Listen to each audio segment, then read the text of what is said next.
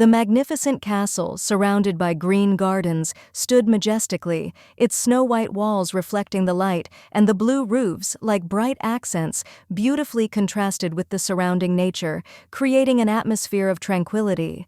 The boy was given a little squirrel friend with red fur, big expressive eyes, and a nut, securely clutched in his little paws.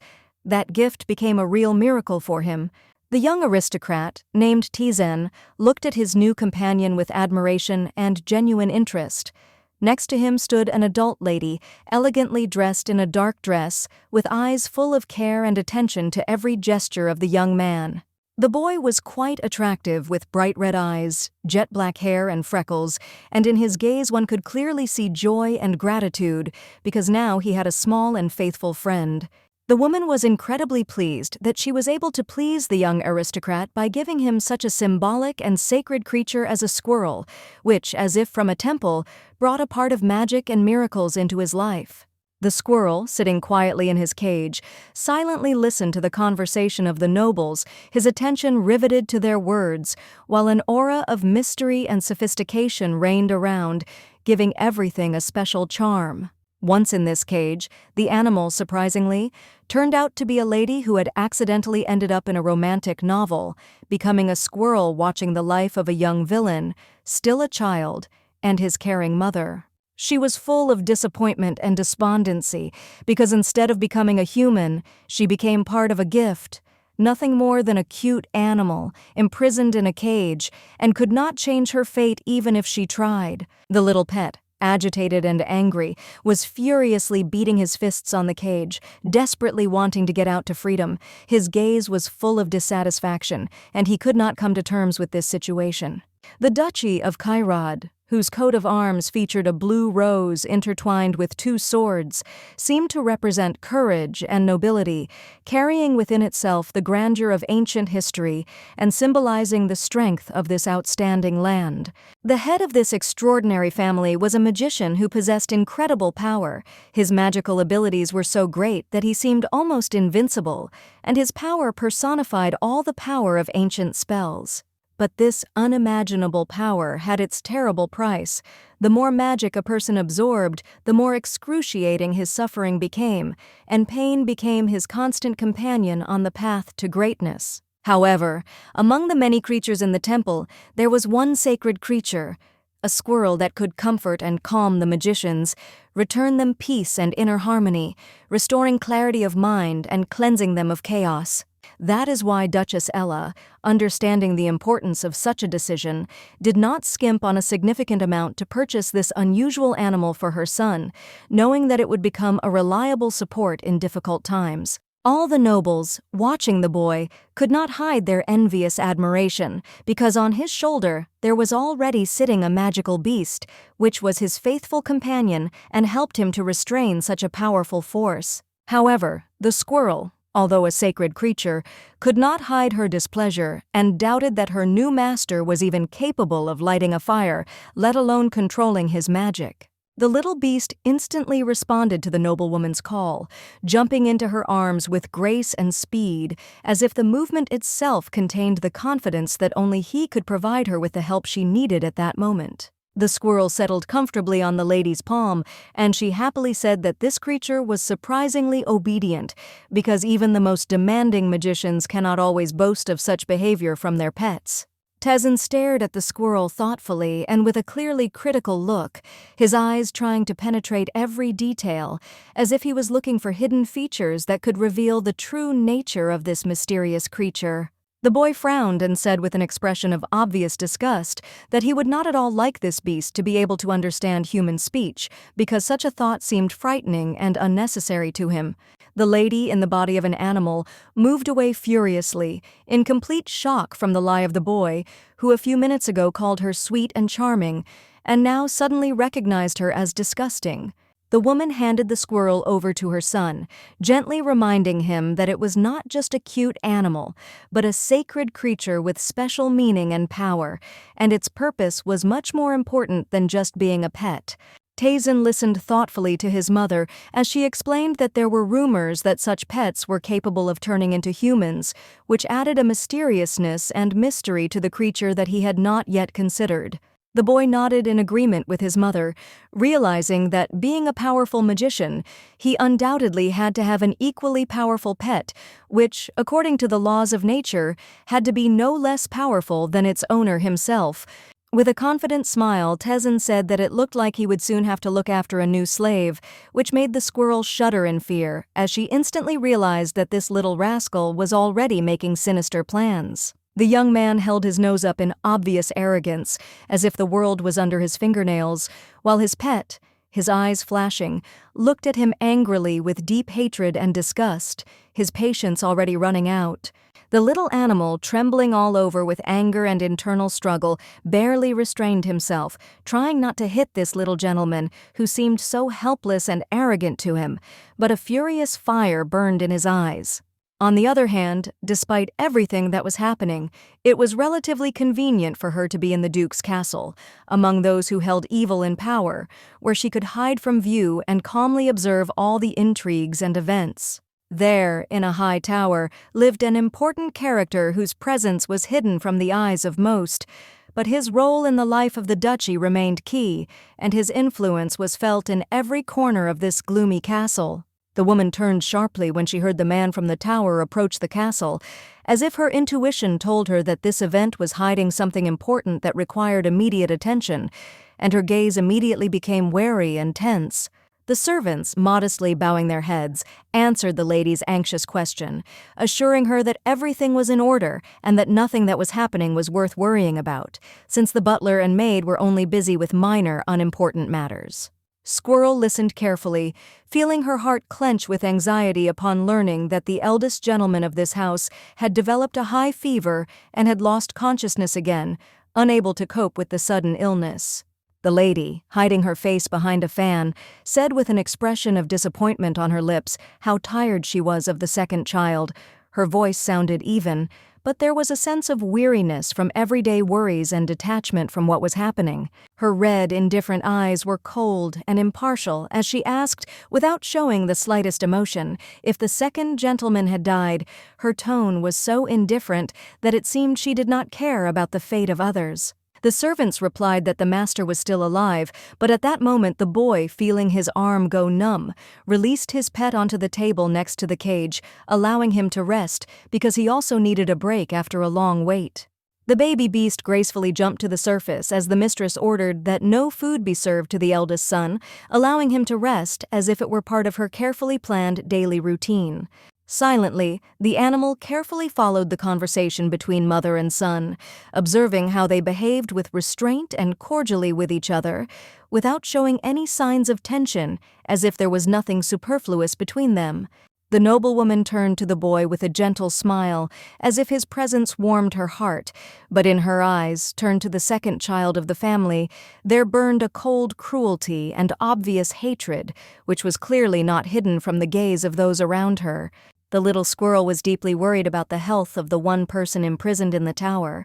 His little heart was filled with anxiety, and he could not get rid of thoughts about what could happen to this important person.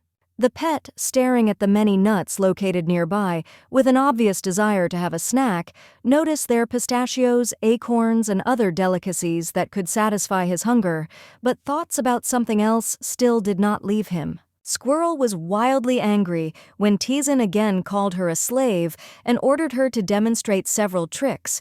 Her pride was offended and internal indignation boiled, but she tried not to show her emotions right away. When the pet refused to follow his instructions, Tezen, threateningly clenching his fists, said that if the squirrel did not obey, he would have to train it himself, which terrified the baby, and he trembled with fear, feeling the chill of fear grip him. The tired animal, curled up on the pillow, pretended to be asleep, hoping for rest, but this did not particularly please the nobleman, who watched his passive behavior with irritation, not realizing that his pet was tired. Quite quickly, Tezen lost interest in his pet, concluding that the squirrel seemed to be completely useless and of no use, so his patience began to wear thin, and he began to ignore its behavior.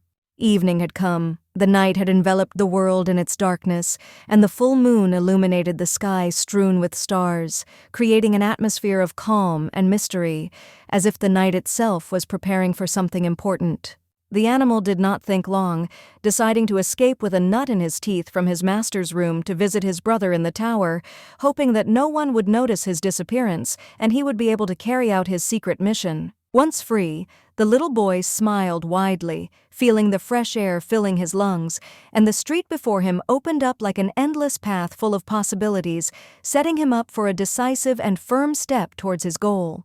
The squirrel began to climb the roof, its small paws confidently moving upward, as if there was no obstacle that could stop it in this endeavor, and each movement seemed like a step towards freedom. After this, the pet continued to climb the wall, not knowing whether he should be happy about his success or sad, because his body was the body of an animal and could not be fully understood as a human one, full of worries and experiences.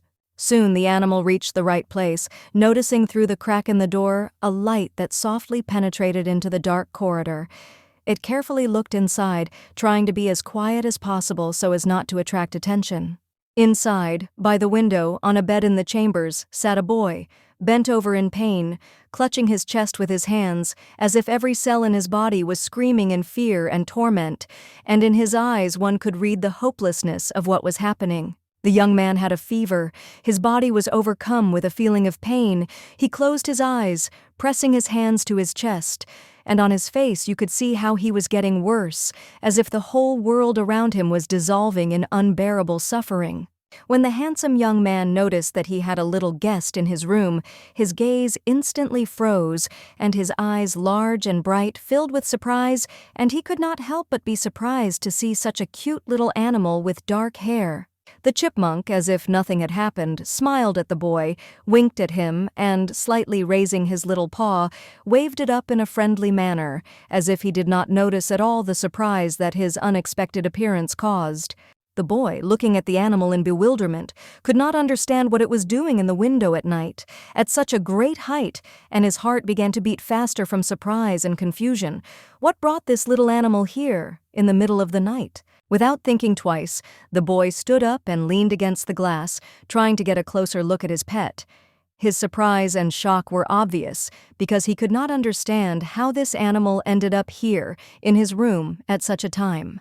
The squirrel began to actively wave his little paws to the sides, as if begging to be let inside, where he could find protection from the night silence and cold air, in a cozy and safe corner that promised warmth and peace.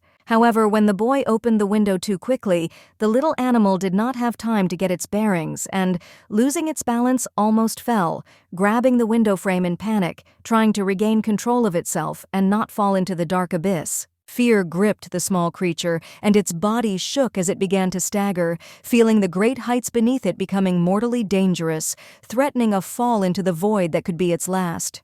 The young man, possessing quick reactions, did not lose his head and firmly grabbed the squirrel with his hand, not allowing it to fall, confidently holding it at a safe height, although he himself felt the tension from how everything happened. The boy's eyes widened and he immediately apologized to his pet, realizing how careless he had been and how one wrong move could have led to disaster. The pet felt a deep sense of awkwardness, realizing how close tragedy had been. The squirrel, feeling both strength and care in the boy's arms, could not hold back his tears, trembling from the fear he had experienced. He still could not believe that he had almost ended up in another world, where his fate could have been tragically different. When the pet finally calmed down, he suddenly realized that in front of him stood a young man with enormous magical potential, who literally radiated power hidden behind his young and not yet fully revealed appearance. In complete amazement and confusion, the squirrel could not tear his gaze away from the aristocrat, a young man who was surrounded by a tightly swirling magical aura. The power was so palpable that the energy itself made him feel afraid, as if this power could engulf him. Taking a step forward, the squirrel extended its small paw upward, as if trying to calm the young man, who, despite his strength, was becoming nervous, not knowing how to cope with what had just unfolded before him. The nobleman looked in surprise at the animal, which froze, raising its paws upward, as if with an unconscious request for a hug. Its eyes were full of bewilderment, because such a touching request was completely unexpected. Suddenly, the baby, as if to express his concern, gently touched the boy's nose with his paw. This gesture shocked the young man, who could not believe how such a small creature could be so gentle and sweet. Sitting near the open window, the boy suddenly realized that thanks to this gentle touch, his magical power began to calm down, and the painful sensations that tormented him went away, leaving only lightness and peace. The wind was strong and blew straight into his face, yet his eyes were closed and his breathing was even and calm, as if he was in complete harmony with the world around him, enjoying the silence and coolness. The nobleman was distinguished not only by his intelligence, but also by his keen perception, and therefore he immediately realized that the squirrel he saw was a magical creature and most likely belonged to his brother. But for some reason this little one ended up in his room. The young man instantly blushed with embarrassment, for he had forgotten that the little creature could not answer him or understand human speech, and this upset him a little, but he could not help but smile from the feeling of awkwardness. The pet, sighing heavily, stood up and looked closely at his interlocutor, who seemed incredibly sweet and not at all evil, which contrasted with the behavior of his relatives, who had a more aggressive character. This sweet Johann, always smiling kindly, was not only a good guy, but also the main character of the novel, whose kindness and sincerity constantly attracted the attention of everyone around him, creating an atmosphere of warmth and trust. When the boy was still a child, a tragedy occurred. His own mother passed away, leaving him an orphan, and this moment remained forever in his memory as the most painful event of his early childhood. Then the Duke, his guardian, married again, and the new wife quickly became pregnant, which brought a new wave of emotions into the house, but also the inner experiences of Johann himself, who was faced with changes in his life. After some time, the Duke went to war, to a difficult battle, and his departure to the front became a great test for everyone because the future of the family was now tied to what would happen in these brutal battles. And so, the main character was left alone in this loneliness, in which he so desperately needed support, but alas did not receive it. His heart was tormented by inner emptiness, and every day he felt more and more how hard his fate was. When the future Duke turned 10 years old, his life changed. He began to experience magical attacks, his strength grew, but with it came an unbearable pain, squeezing his chest, leaving him in a constant struggle with himself and his body. The Duchess, his new cruel mother, did not like the fact that the boy would grow up to be a powerful wizard. She could not accept the fact that he could become the best, surpass his own son and take the place that she so desperately tried to save for him. And then Johann found himself locked in the tower, under the pretext that it would be better for him, although he felt how this isolation from the world was destroying his soul and strength more and more every day, forcing him to feel loneliness on a deep level. The boy grew up in complete isolation, without society or friends, surrounded only by cold walls and empty days. An evil lady, planning her own gain, intended to use him as a weapon and send him to the battlefield when he grew up. 5 years later, according to the novel's plot, Johann will become not only a strong warrior, but also a great fighter who will end the war. However, despite his victory, he will turn into a villain who lost the bright part of his soul on the path to power. The real tragedy of the book begins with the return of the young man.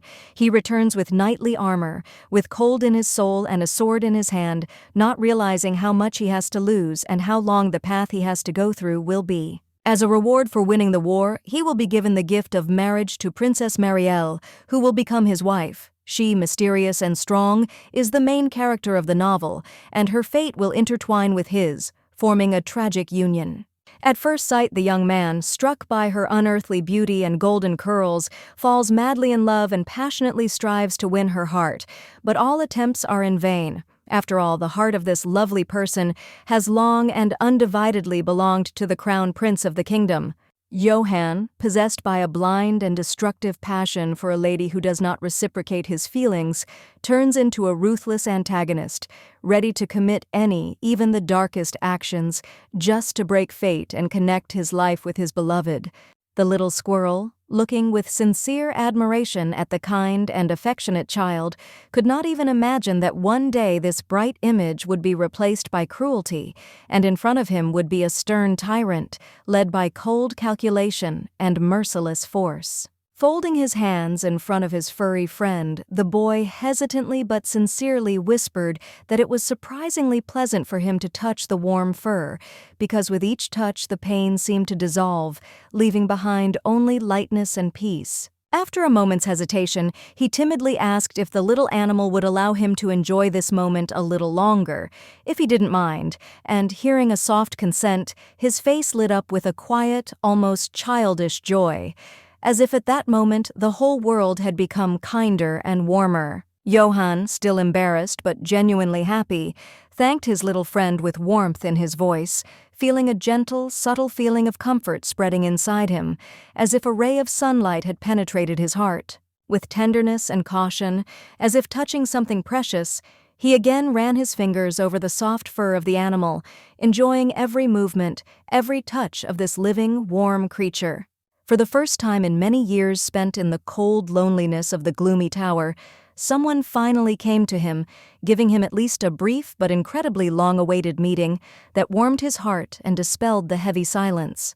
Just recently, the boy, overcome with hopelessness, lay on his bed, suffering from unbearable pain, both physical and mental, tormented by self-hatred, as if the whole weight of the world had fallen on his fragile shoulders. But as soon as the little squirrel approached him, the air around seemed to be filled with a light, and in Johann's chest, where only darkness had previously reigned, a feeling of warmth and joy suddenly arose, as if everything inside was filled with light. A happy smile played on the handsome man's lips. His gaze was filled with sincere gratitude, and the excitement from the emotions that overwhelmed him made him special.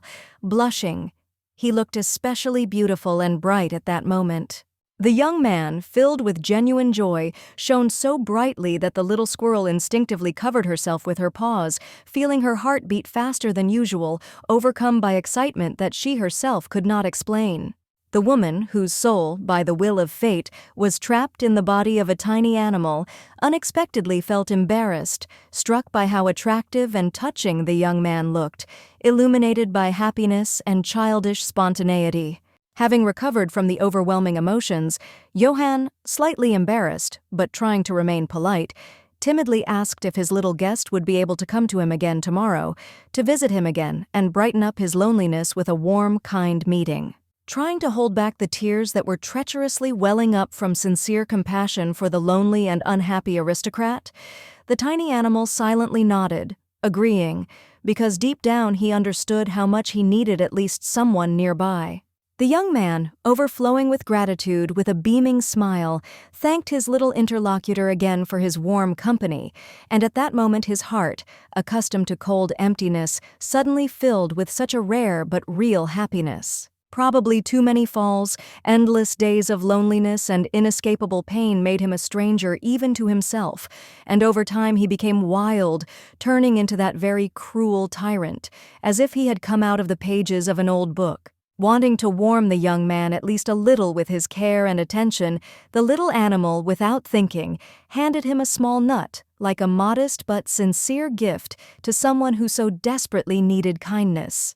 Johann, embarrassedly pointing his finger at himself, as if not believing that this unexpected gesture was addressed specifically to him, asked again with a slight uncertainty in his voice whether the little boy had really decided to give this nut to him.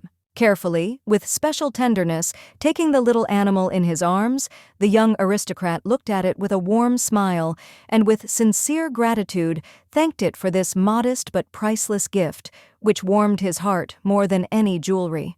But then the moment of farewell came, and, trying not to show a slight sadness, the nobleman gently told his tiny friend that he could always come to him whenever he wanted, because his visits brought joy that had not been there in this gloomy tower for a long time. Before leaving, the squirrel, filled with a kind of affection, gracefully raised its paw and, a little embarrassed, but amicably waved goodbye to the young man, as if to make it clear that this meeting was far from the last. And then, without wasting a second, the agile little animal took off and quickly rushed down the stone wall, disappearing into the darkness, and its fluffy tail amusingly swung from side to side, as if saying goodbye once again.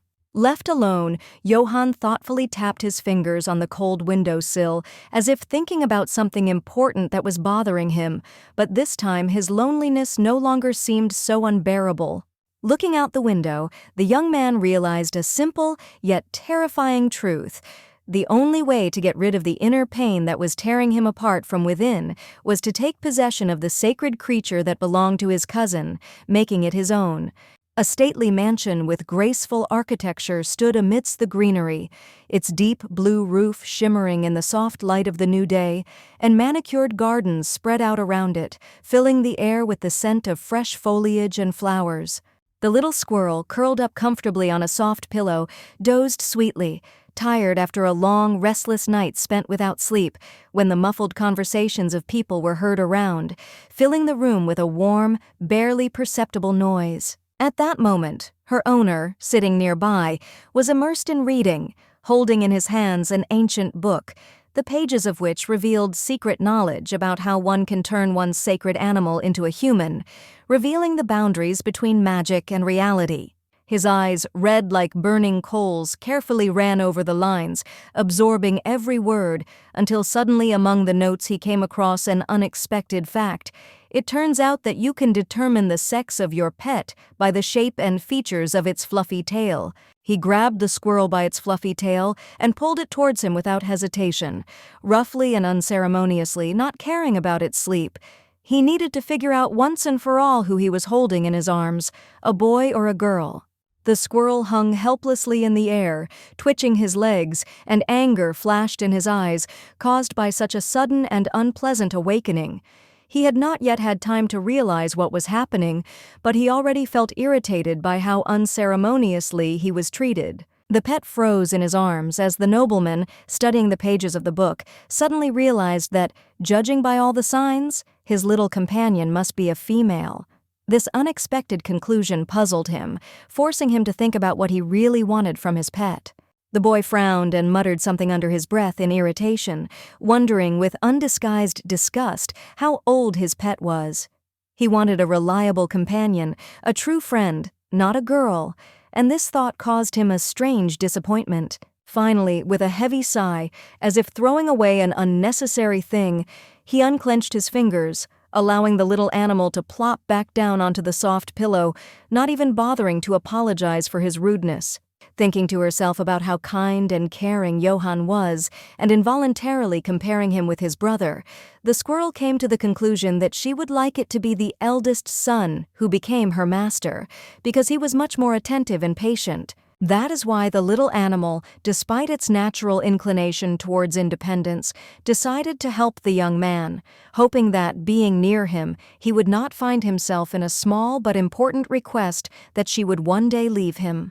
Hugging the little nut with his tiny paws, the pet suddenly felt a strange heaviness in his chest because he had to come to terms with the idea that long days would pass, waiting for him to get rid of his constant food, only acorns. With hatred, almost desperation, the squirrel threw the nut far away from itself, as if trying to get rid of the hateful reminder of how it had to live, and that its life was stuck in one endless cycle of eating only acorns. After this, the baby, tired from everything that had happened, curled up on the pillow, wanting to rest and take a nap, feeling how his body needed rest and restoration, because he was incredibly exhausted after a long day. Night had fallen upon the earth again, and a special silence hung in the air. The full moon illuminated the darkness, and the darkness, as always, hid everything that was hidden from human sight, giving everything around a special mystery. The young man had a nut in his hand, and he looked at it carefully in the darkness, trying to discern every detail on its smooth shell, while the stars in the sky, like silent witnesses of his thoughts, twinkled around, creating an atmosphere of solitude and peace. Johann sat by the window looking into the distance, waiting for the arrival of his new little friend. His heart was full of hope and impatience, but with each passing moment, anxiety grew in his soul, the thought that the chipmunk might not return never leaving him. He thought about his pet, about how strange and mysterious he was, and he could not get rid of doubts about whether he would come back, or whether this little friend would forever remain in his memory, and with him the sadness of separation. He squeezed the nut sharply with his fingers, as if trying to calm himself with this simple but effective gesture, and felt his tense body relax a little, despite the inner restless tremor. Suddenly, Johann flinched. His attention was drawn to a strange noise, as if someone was carefully scratching the wall, as if an invisible animal was trying to get inside the room, causing his heart to beat faster from surprise. Suddenly, a small paw of a pet appeared in front of him, carefully and deftly making its way along the windowsill, as if overcoming invisible obstacles, and was about to climb onto the windowsill, bringing a bit of living energy into the room. And finally, the squirrel's head appeared. Its determined look and red cheeks gave its image incredible cuteness, as if this small, fluffy creature, despite its fragility, was full of determination and independence, causing a warm feeling of affection in the young man. The nobleman's eyes lit up with joy, and such a sincere smile appeared on his face that it was clear that he was immensely happy to see his little friend, who had returned to him like a messenger of long-awaited hope. The boy was all beaming with innocence and pure delight, as if there was not the slightest shadow of doubt in his soul, and he greeted the squirrel with joy, happily waving his fingers as if inviting her to be near him again. Quietly and gently, with exquisite care, he extended his hand towards the animal, inviting it to sit on his palm, thus creating a feeling of safety and warmth, as if offering the squirrel a space where it could feel completely safe. When the squirrel easily moved onto his hand, Johann carefully asked if it was dangerous to go so far at night, because he was worried about his little companion, not even realizing how attached he had become to him during this time. After which the young man, without hiding his concern, went to his bed, offering the little animal a little rest in his cozy bed, as if he was ready to provide his little friend with everything he could require for peace and comfort at this late hour. The little animal moved to the soft sheet. His small eyes seemed about to fill with tears of tenderness and gratitude, because he was struck by such unexpected kindness on the part of the second eldest gentleman of this house, who showed concern without any expectations. In response, the squirrel, feeling how cozy and calm she was next to him, invited the nobleman to sit down and also rest, as if saying that this moment deserved to be shared because it was important and cozy for her. The young man, a little embarrassed but touched by this offer, sat down next to her with a slight blush, accepting the invitation to take a place on the edge of the bed, not wanting to disturb the intimacy of this moment, but still wanting to be close to his little friend. When Johann had completely laid down, the animal, sensing his fatigue, touched him with its paw and used magic to remove all the pain that was tormenting his body. With each moment that the magic absorbed the suffering, the boy felt his body fill with relief. Smiling, the young man spoke with gratitude about how he had thought for a long time about what name to give his little friend, and had even come up with several options, hoping that at least one of them would be suitable for such an amazing creature. After receiving permission from the squirrel, the young man enthusiastically began to suggest various names, believing that each option could be the one that his pet would like.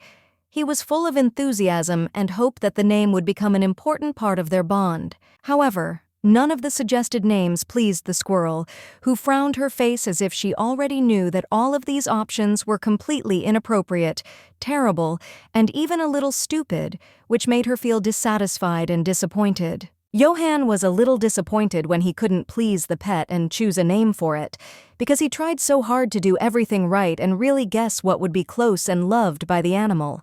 His face darkened with disappointment, but he still did not lose hope. The little animal shrank back from the young man's cute appearance. A blush appeared opposite her muzzle. She felt awkward, as if she herself had not expected such excessive attention and care, and her reaction only emphasized all her invisible modesty. With tears in his eyes, Johann promised that the next time they met again, he would definitely come up with a better name that would perfectly suit her character, and his words were sincere, full of determination and hope for a better future for their relationship. However, despite all his efforts and attention, the pet absorbed so much magical energy that it soon became overflowing, like a glass that could not be filled anymore, and this, of course, was not the best condition for its health. Not wanting to tire himself out any further, the squirrel carefully moved his little paw away from the boy's forehead and began to carefully watch his peacefully dozing, truly beautiful appearance, feeling some satisfaction from the work he had done. The animal was quite pleased with the result of its efforts, and, stretching restrainedly, wiped the sweat from its forehead, feeling a slight pride in its own care for the dozing man, and continued to watch his calm state. However, something strange soon began to happen that caused alarm. The boy felt unusual changes and began to slowly open his eyes, feeling a mysterious light coming from his little friend, who was previously a squirrel. The boy stood up suddenly, eyes wide and completely confused, trying to comprehend what was happening and how it could be connected to his little friend, who had suddenly become something completely different. In front of him stood a little girl with blonde hair and huge eyes, and where the squirrel had been before, now stood this wonderful, completely unusual, pretty girl, looking both surprised and delightfully beautiful at the same time.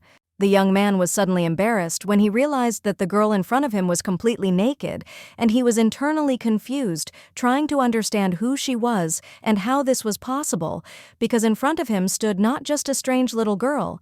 The little girl froze in confusion, blushing slightly and whispering something under her breath, trying to justify her unusual transformation and figure out what was happening, feeling the surprised young man's gaze on her.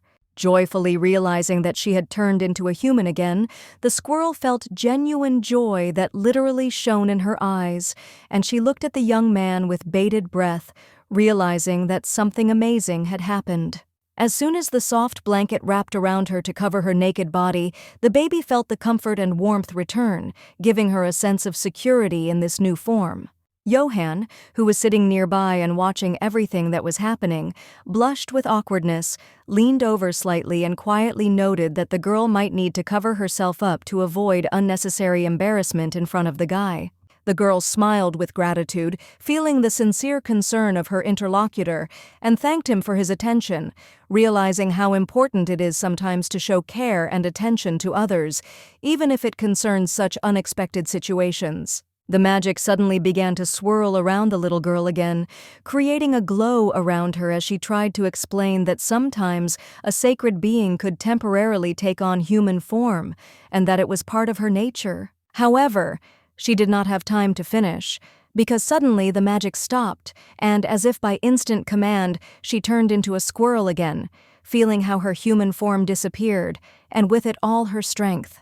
The little girl was deeply confused and frightened, feeling terrified when she realized that she had become a squirrel again, unable to speak or explain her experiences, which left her completely isolated from those around her. In the library near the bookcase, a conversation began about how sacred beasts, having accumulated a sufficient amount of magic, could often take on human form, and this phenomenon was quite rare and amazing. The boy continued to absorb knowledge from books that explained in detail everything related to magic, striving to learn as much as possible about the nature of magic and its application, despite the difficulties and difficult questions.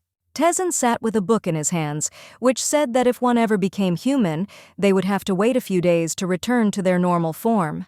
Squirrel, sitting next to him, looked upset and a little worried. The young man clutched his head in irritation, realizing that he would have to wait a full 50 days before his pet could become human again. This wait seemed endless to him, and his anxiety only increased. Tezen looked sternly at the squirrel, instructing her to keep track of the dates and remind him of them, since she must now take responsibility for everything that concerned this long period of waiting. Nevertheless, the animal carefully remembered everything that the young man read about how to turn an animal into a human, delving into every word, because his fate depended on this knowledge, and he was ready to do everything to become a human. And again, Tezen could not help but notice how lucky the squirrel was with her master, because he was a powerful magician, and it was thanks to this that she, as his devoted servant, was lucky to experience many adventures in this magical world. The little animal settled down comfortably, sorting through the nuts in front of him, enjoying the moment of peace and quiet, while his thoughts were occupied with something more important than just food, and he was looking for ways to find his freedom in this world. The little boy picked up the food, looking thoughtfully at the young man next to him, and suddenly an unusual and interesting idea came to him, which he could not immediately drive away, because it seemed so unusual that it was worth thinking about right away. Johann watched his friend with surprise, his eyes filled with bewilderment and curiosity, because he did not expect such a turn of events.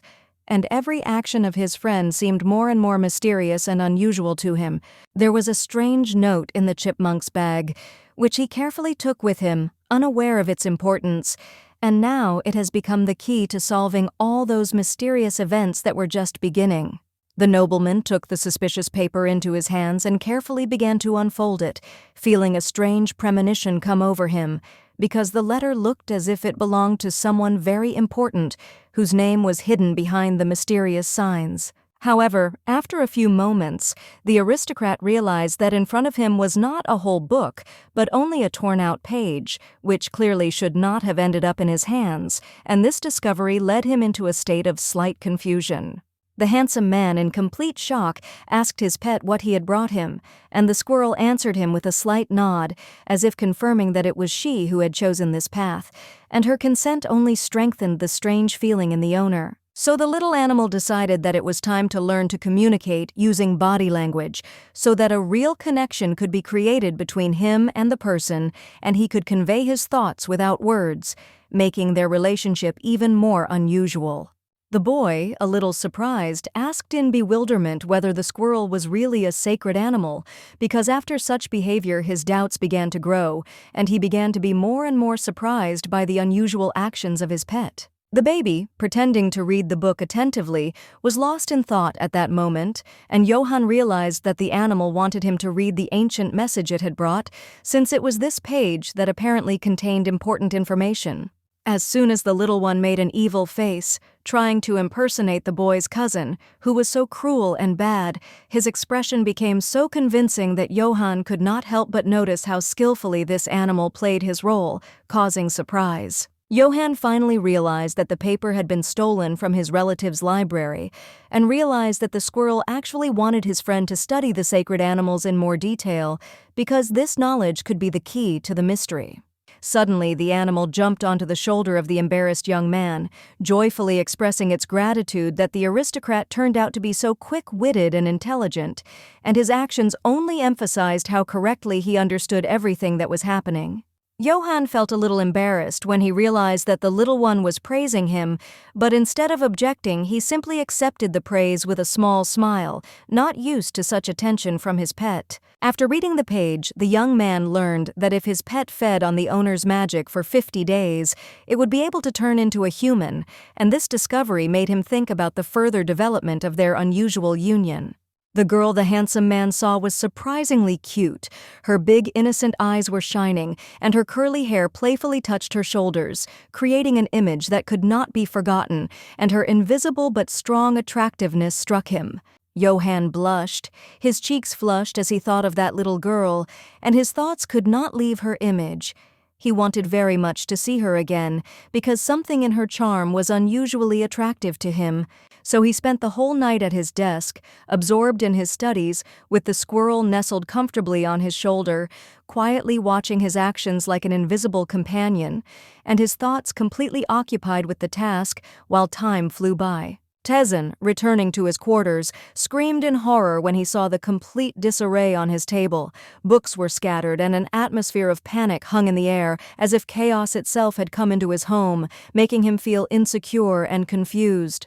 There was a book of spells lying there, but the pages had been torn out and the rest of the book was covered in strange patterns that seemed completely unfamiliar, as if someone had deliberately tried to hide its true contents, leaving only mysterious signs. The boy turned to his sacred beast, pointing at the book and asking if he knew anything about what had happened to the book, since its strange state suggested that something was wrong around it. The young man stood next to the closet, trying to understand whether some magical spirits or forces had appeared in the room that had disturbed its peace, and he looked around every corner, trying to catch something unusual that could explain the strange events happening in his life. Clutching his head, he searched in panic for the missing pages, but despite all his efforts, he could not find them, and the feeling of helplessness grew until he realized that something very important was escaping his attention. The little animal, tired after a long day, dozed off on a soft pillow, his small body trembling slightly from dreams, and the calm in the room contrasted with his inner world, full of secrets and experiences. It was raining outside. The drops were loudly tapping on the glass, as if time was slowing down, and this sound seemed to be the only thing that broke the silence, creating the feeling that the whole world was plunging into a deep and peaceful sleep. The bad weather, the rain and the clouds that covered the sky, gave the mansion a gloomy and menacing appearance, as if the house itself was on the verge of revealing its dark side, hiding everything that was happening inside. Tezen was glad that the weather was not too good, and looking out the window, a slight smile appeared on his face, as if this gray and rainy day suited his mood, creating a special feeling of satisfaction. Suddenly the aristocrat seized his pet, acting with such swiftness and determination. All his movements were quick and confident, as if this moment had been carefully planned in advance. Tezen grinned as he held his pet close, his face filling with a sinister grin. There was a sinister secret in his gaze, and his eyes glowed as if he was about to reveal something amazing and unusual. The little animal turned away in disappointment. It angered him how the master spoke to him so rudely, as if he were no better than an ordinary animal, and this irritation only increased with each of his careless gestures, not noticing his emotions. Suddenly a terrible sight appeared on the street. In the rain, hugging himself with his arms and shivering from the cold, walked Johann. Behind him followed the maids with umbrellas, but the boy had nothing that could protect him from the rain. The young man looked like a wet mouse, shivering from the cold. His eyes were empty and cold, but despite this, he continued to stubbornly move forward as if not noticing either fatigue or pain, following the orders of his evil stepmother. Tezen, with a mocking smile, pointed to the squirrel at his stupid cousin, who, despite the terrible weather, continued to walk. There was hatred between them, as if his existence was another test for everyone around him, and this look was full of contempt. The little animal screamed indignantly as he felt his master's hand squeeze his own, and he was angry at how badly they treated the poor handsome fellow, forcing him to suffer in the cold rain, despite his sincere nature. With an evil laugh, Tezen loudly declared that this was exactly the medicine the doctor had prescribed for his cousin, walking in the rain, while his words were full of contempt, as if his cousin deserved such a cruel fate. The maids continued to stubbornly lead the boy forward, despite his exhausted strength and complete impotence. He was wet, cold, and incredibly tired, and every step he took was difficult, as if his body no longer yielded to his will. The little animal, looking at what was happening, could not contain his horror and pain, watching the aristocrat. His heart was filled with sympathy and pity for the poor boy, who seemed doomed, and he felt every one of his sufferings as his own. Suddenly, with a slight movement, Tezen threw the squirrel aside, loudly declaring that he himself would like to be part of this treatment of his cousin, but in fact his words were filled with cruel mockery, as if he enjoyed torturing. The pet, clenching his teeth in rage, landed on the table, watching his master go with contempt and malice. He could not understand how anyone could be so cruel, mocking his poor cousin, and his heart filled with more and more hatred. The squirrel, having decided to act decisively, stuffed himself with as many nuts as possible, broke out the window, and quickly burst outside. He felt like a hero, taking this bold step, despite its strangeness and senselessness in the eyes of those around him. The squirrel had a determined spirit. She was determined to save the poor aristocrat, her friend, and to help him, despite all the difficulties. She could not allow him to get into trouble, and did everything possible to pull him out. At this time, Ella stood near the window, carefully observing what was happening on the street, while she was wearing an elegant sage scarf, as well as a delicate green dress that emphasized her refined grace and excellent taste. Behind her stood the doctor, to whom she had turned with a request for help. He listened to her attentively and reported that for some reason her eldest son's health was improving, although Ella herself was not particularly interested in his healing. Frowning fiercely, the lady turned to the doctor and asked if he knew exactly how to treat the Duke's son, as if she doubted his professionalism, although her gaze was cold and her words were full of discontent and suspicion. The doctor bowed low and apologized to the lady, explaining that the boy's improvement in health was only temporary, since hypothermia could actually serve as a kind of medicine for a magician, and promised to be more attentive. The rain continued to fall outside the window, its monotonous sound, as if lulling, filling the space, while the palace plunged into a gray abyss, as if hidden behind a veil of thick clouds radiating cold and gloom. The man said in a calm, confident tone that if Johann continued to wander in the rain, his condition would inevitably worsen. His skin would turn pale, he would feel weak and painful again, as if he were returning to his previous painful problems. The noblewoman, smiling reservedly, thanked the doctor for his help, while gently reminding him of the need to be more attentive to the Duke's health, since his condition directly affected the well-being of the entire family.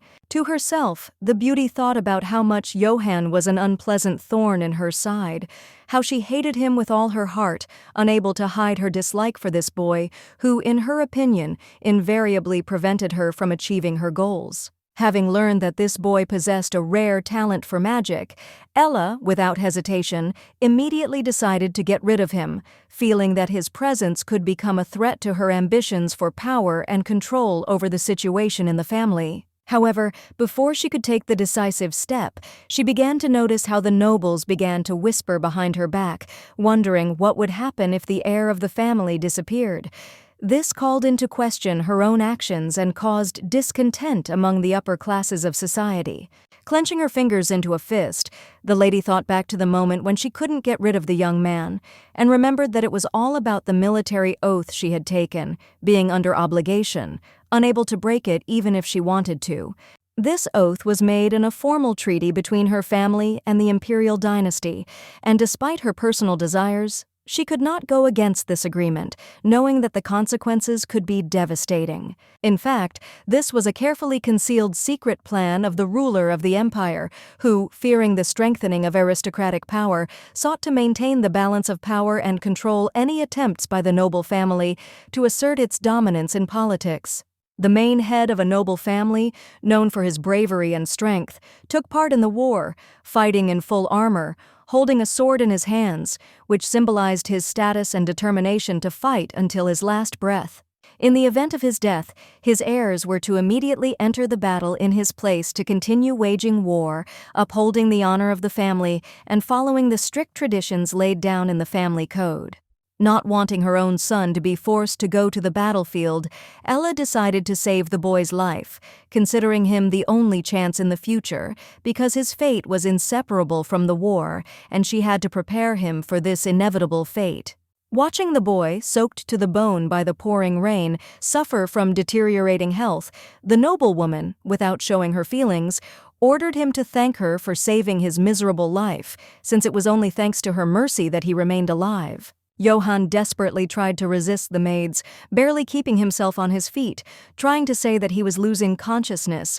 He was so cold and wet, and he could no longer go further, feeling how his strength was leaving him. However, the maid, without showing a drop of sympathy, said dryly and indifferently that the boy should not whine, because they still had a long way to go, and they would not stop, despite his complaints and weakness. Sitting on a tree nearby, the squirrel sadly watched the scene where Johann was suffering, unable to help him, but her gaze was full of sympathy and concern, because she understood that he had a lot to go through.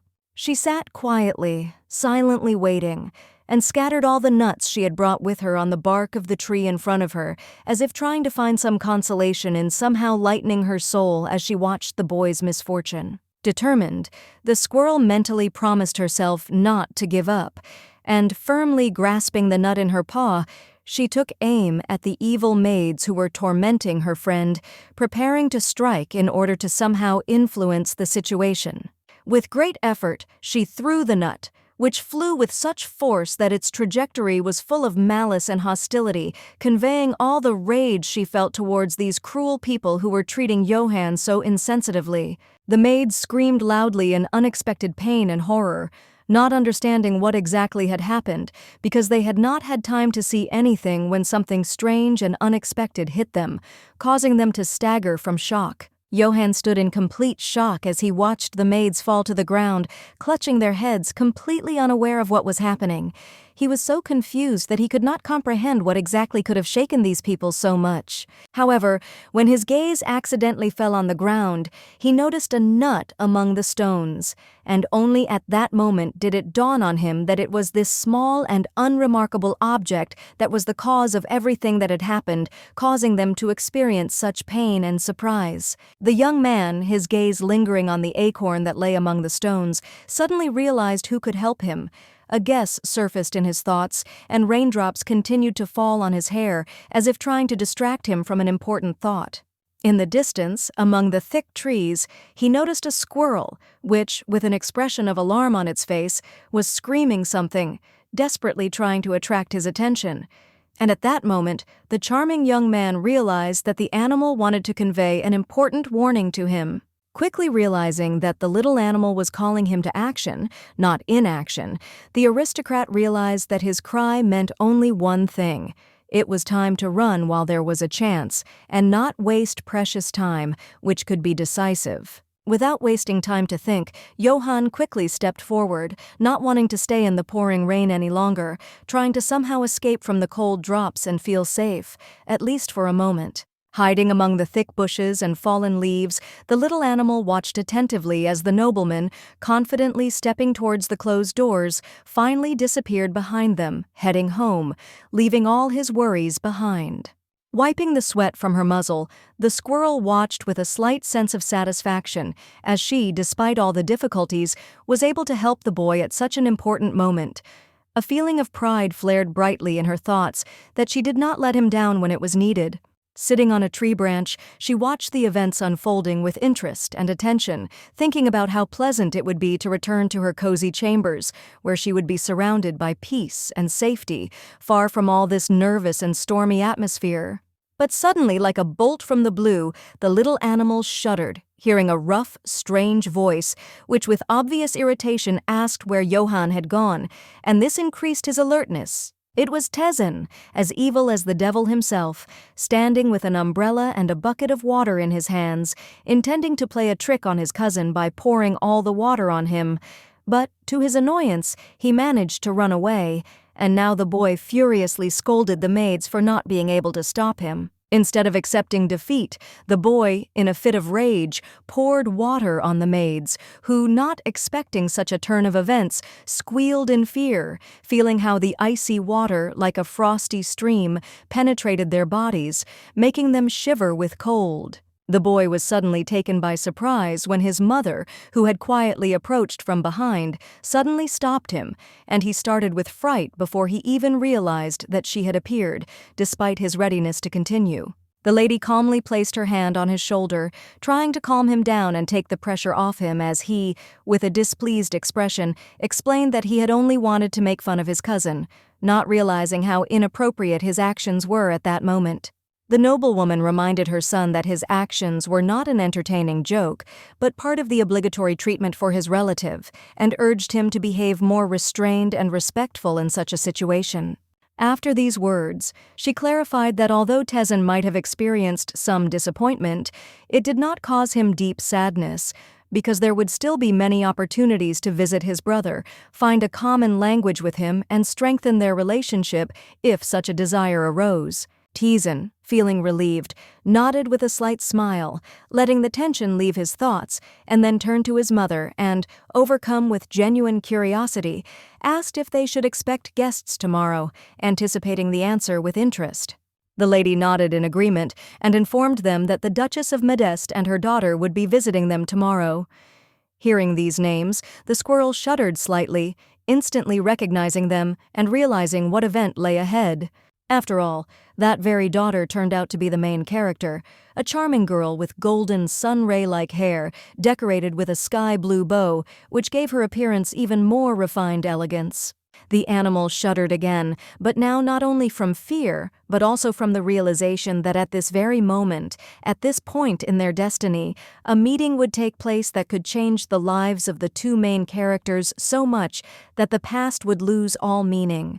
The little animal couldn't stop shaking, because he knew perfectly well that the meeting between the two most important characters was supposed to take place only at the end of the story, when the long years of war would be behind him.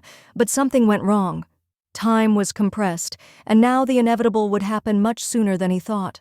However, circumstances changed, as did the fates of the heroes, because Johann, unlike his brother, was a modest boy, accustomed to staying in the shadows, and although he was always portrayed as a disgrace to the family, he never complained, preferring to silently endure the contempt of others.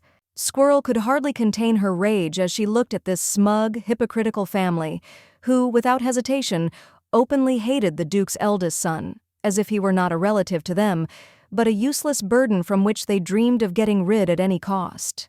Suddenly, Ella, as if deliberately choosing the moment, began to talk about the fact that tomorrow her beloved son would demonstrate his magical abilities to those around him, and therefore he should definitely take the sacred animal with him.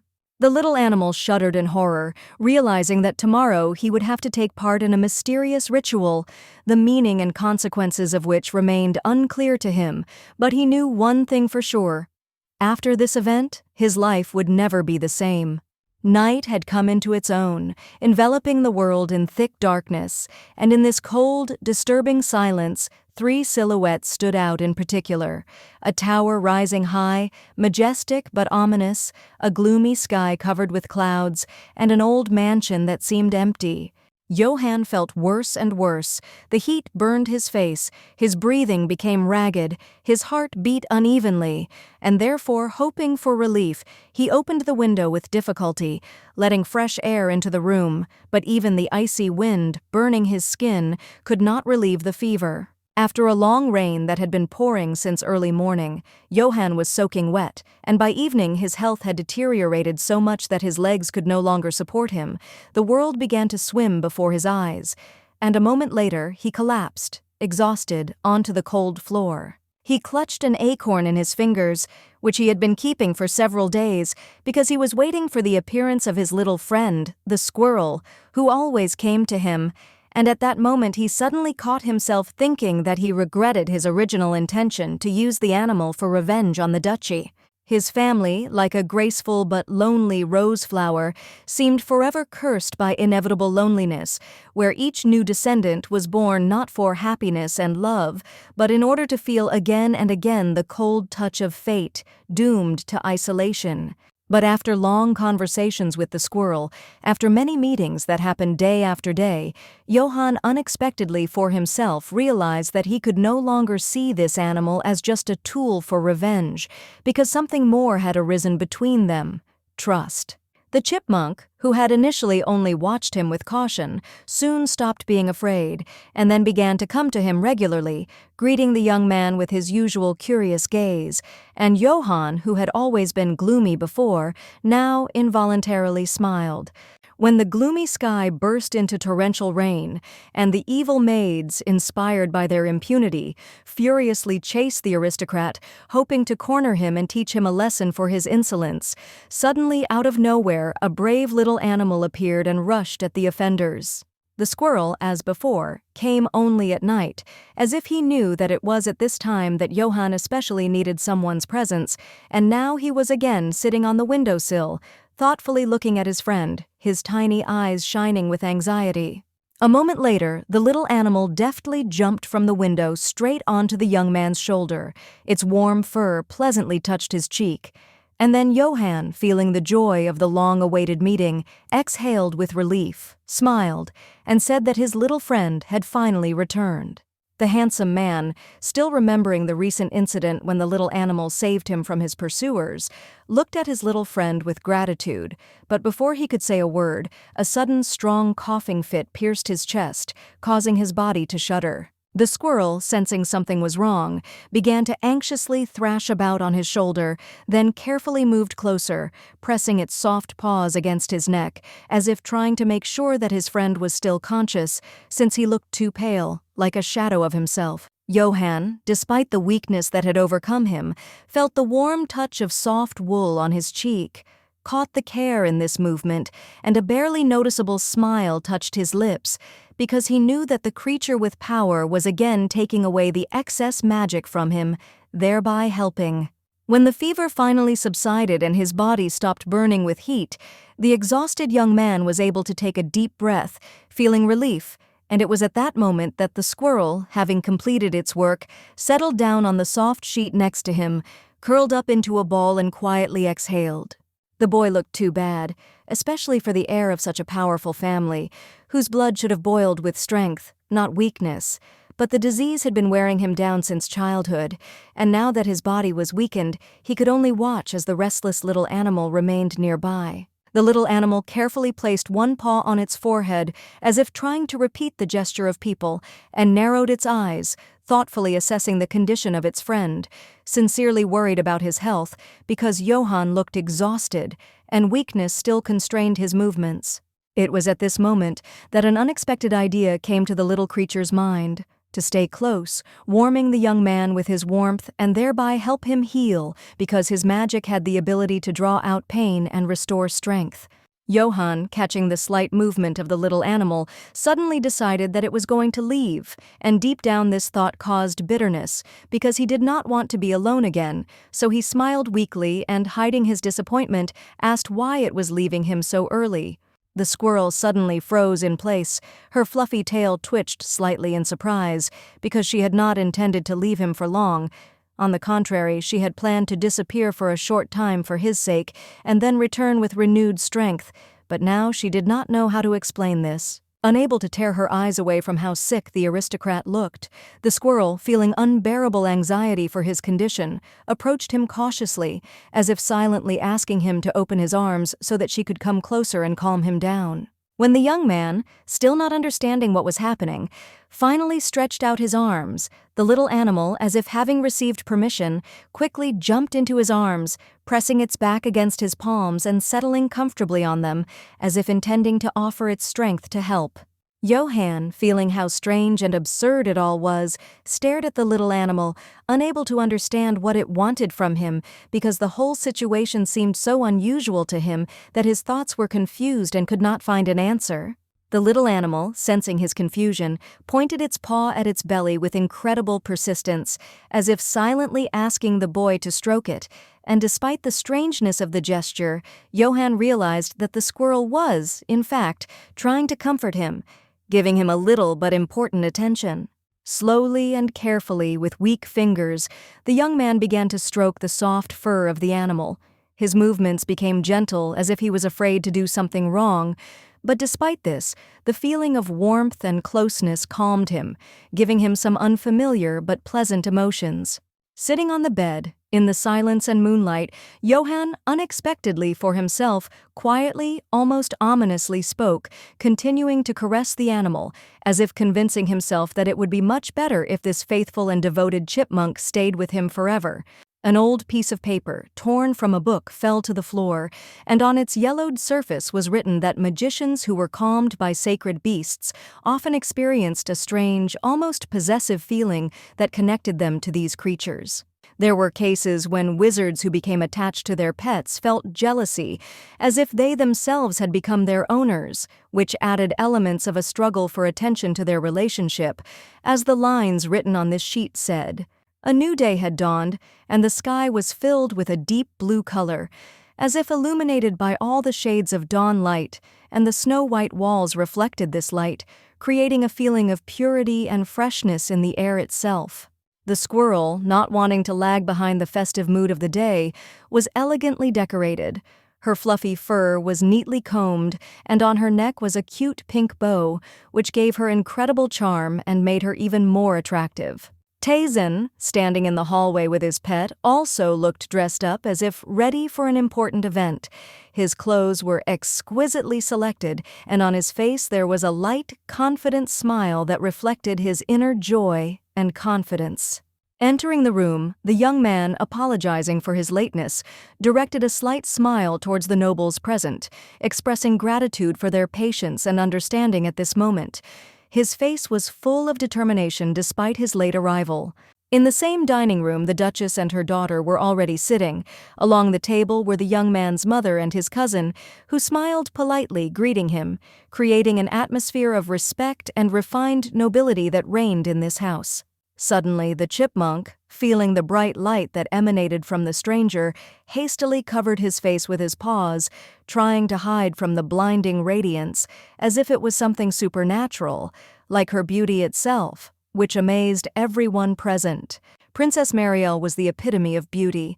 Her large pink eyes radiated tenderness, her light hair fell in waves over her shoulders, and her dress, chosen with taste, was so refined that it seemed as if it was woven from tenderness itself, like a flower. Wanting to see the reaction of the aristocrat, who she believed had probably already fallen in love with her, the squirrel looked at him carefully, expecting to see the sparkle of love in his eyes, but instead her expectations were dashed. However, Johann was indifferent, and, moreover, all his attention was focused on the squirrel and not on the beautiful princess, which surprised her, because his interest was not directed at the aristocratic person, but at the small creature sitting next to him. And so, as soon as Marielle noticed the sacred rare creature in the hands of the young man, her face lit up and she cried out joyfully, folding her hands in front of her, as if this discovery could change the entire course of events, attracting all eyes. The Duchess was deeply impressed that the Duke's family owned such a rare and valuable animal, and did not hide her admiration and respect for their condition, because it was not only a status symbol, but also an amazing miracle of nature that was so fortunate to be in their hands. Tezen, sitting shyly next to his mother, smiled when they began to compare him with his father, and especially with his magical power, which everyone noted with admiration, and his modesty seemed even more charming against the background of these comparisons. The girl, who was watching what was happening, covered her mouth with her hand and quietly said that apparently the guy was really very strong, and there was a slight admiration in her voice that did not hide her curiosity about his abilities. Johann was silent at this time, sitting to the side, while everyone praised his cousin, the one who was so tenacious and proud. But the young man did not consider it necessary to join the conversation, preferring to remain in the shadows and observe the situation. Suddenly, Tezen roughly grabbed the squirrel by the paw, and she, indignantly squeaking, began to struggle, not understanding such an act, because her little heart was disappointed by the cruelty with which she was treated, and she expressed her protest with her little cry. The boy was completely indifferent to the feelings of his pet, and continued to press his finger into her soft fur, idly stroking the animal despite her protests, while it snored restlessly. There was not a grain of regret in this cruel treatment of the little creature. Suddenly, as if out of nowhere, a strange vibration of magic hung around, ominous and tense, and the water in the glass began to tremble, creating the feeling that something supernatural was about to happen. It was Johann, whose power was furiously indignant that someone had touched his sacred pet so roughly, especially after he had been hurt so badly. His anger was growing, and as he sat at the table he bowed his head, his gaze full of rage and intensity. Soon, as if in response to his growing anger, the dishes on the table cracked, and the glass, unable to withstand the hidden tension, broke with a crash. The shards scattered across the floor, intensifying the feeling of tense threat that hung in the air. Silence fell around the table, and as if on command, all the nobles turned their heads towards the aristocrat, watching his anger rage. Everyone's attention was riveted on him, and the tension in the room was palpable. Ella, in her confusion, noticed with alarm that Johann looked ill. His face was pale, and in her hands the glass of water seemed to become heavy, as if the magic itself had penetrated the very air, and its excitement was transmitted even through such a simple object. At this moment the chipmunk was deeply puzzled. He could not understand why the boy was so angry, because the day before he had helped him heal, getting rid of excess magic, and now the situation seemed completely incomprehensible to him. Full of concern and excitement, the squirrel hurried towards the young man, quickly walking towards him to make sure that he was okay, that he had not been affected by the outburst of anger, and that he had not suffered from this sudden emotional outburst. However, he miscalculated his strength. The little animal jumped with such energy that he instantly found himself in the air, flying down, his little fur straightened out, expressing fear, ready for a hard collision with the floor. But at the very last moment, when it seemed that the fall was inevitable, someone's hand quickly appeared and deftly caught it, saving it from the blow and ensuring a soft landing for the little animal. Johann whispered softly to his little friend, with a soft note of concern in his voice, that it was not worth the risk, especially if he could not help him, expressing concern for his safety and worrying about the consequences of such an action. The young man was praised for his actions, for not remaining indifferent and saving someone else's pet, showing his kindness and determination in a moment of danger. This did not go unnoticed among those present. But soon Taesin, with genuine determination in his voice, demanded that his cousin immediately return the chipmunk, as if his words were not just a request, but a categorical order from which there was not the slightest possibility of retreating, and no one would dare to disobey.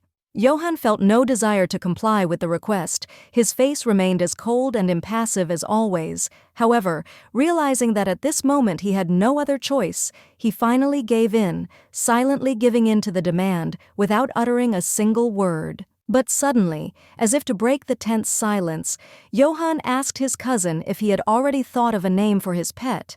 Taesin was momentarily embarrassed, realizing that he had forgotten to name his animal, and this made him feel a little awkward. The guy felt irritated, his gaze darkened, and he already opened his mouth, about to call his squirrel a slave, but stopped in time, realizing that this was a completely indecent word that should not be said in the presence of guests.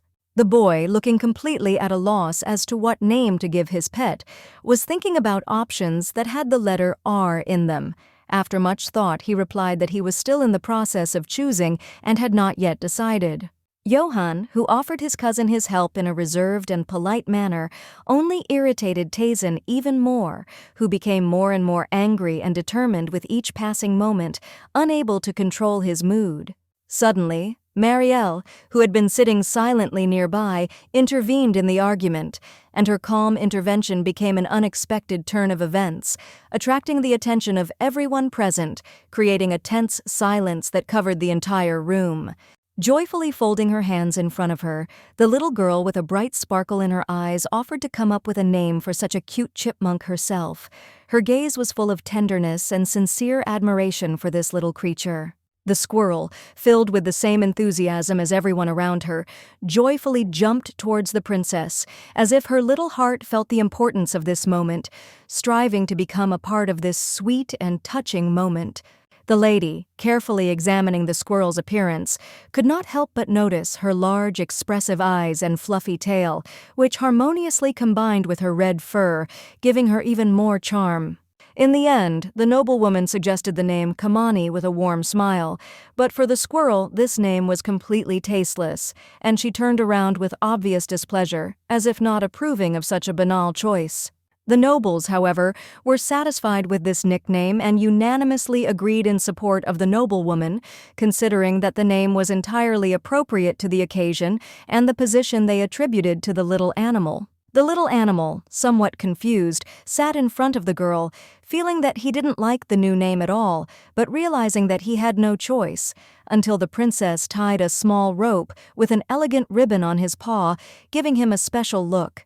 The shocked little animal stared in surprise at the ribbon that adorned his paw, and at that moment, as if by magic, he felt a sudden surge of magical power that filled his little creature with an unknown excitement. In complete shock, the squirrel suddenly realized that the thread that was wrapped around his leg was made of pure gold. This discovery filled his little heart with a sense of importance, as if this moment was something greater and more significant than just a random detail. The little animal froze in front of his cousins, watching their reactions with caution. Taesin was calling his pet to him, while Johann sat silently nearby, not expressing any emotions, just watching what was happening. Squirrel closed her eyes, internally struggling with her emotions, realizing that the only right choice was to go to her hated master, and not to his sweet relative, who, although he seemed more pleasant, could not be so important to her at this critical moment. However, Johann looked so aristocratic. His gaze was full of hidden pain, and his eyes, lowered down and slightly frowning eyebrows, reflected sadness that could not be hidden behind the outer, impenetrable shell. The young man watched with jealousy and envy as the chipmunk easily jumped onto his relative's shoulder. Bitterness rose inside him when he realized that this cute little animal had chosen not him, but another, and this feeling exacerbated his inner pain. Johann turned away, his gaze and thoughts quickly flying elsewhere. Kamani was supposed to be his animal, And this injustice that the little animal was attached to another, even if it was his own, tormented his soul, filling it with disappointment. The library was dark. Only a few candles dimly lit the space. Books stood on shelves, and a single torch burned in the corner, its weak flame casting darkness and highlights on the old mess that reigned on the floor. The man standing in the shadows rubbed his boots in irritation and muttered quietly that, as expected, he should not have let go of the sacred animal, since the consequences of such haste could not but be sad and unsatisfactory. At the moment when the silence in the room almost became unbearable, a guest entered her door, attracting the attention of the lady who was sitting at the table. He called her by name, Ravenna, and her gaze immediately turned to him, trying to understand what he wanted to say.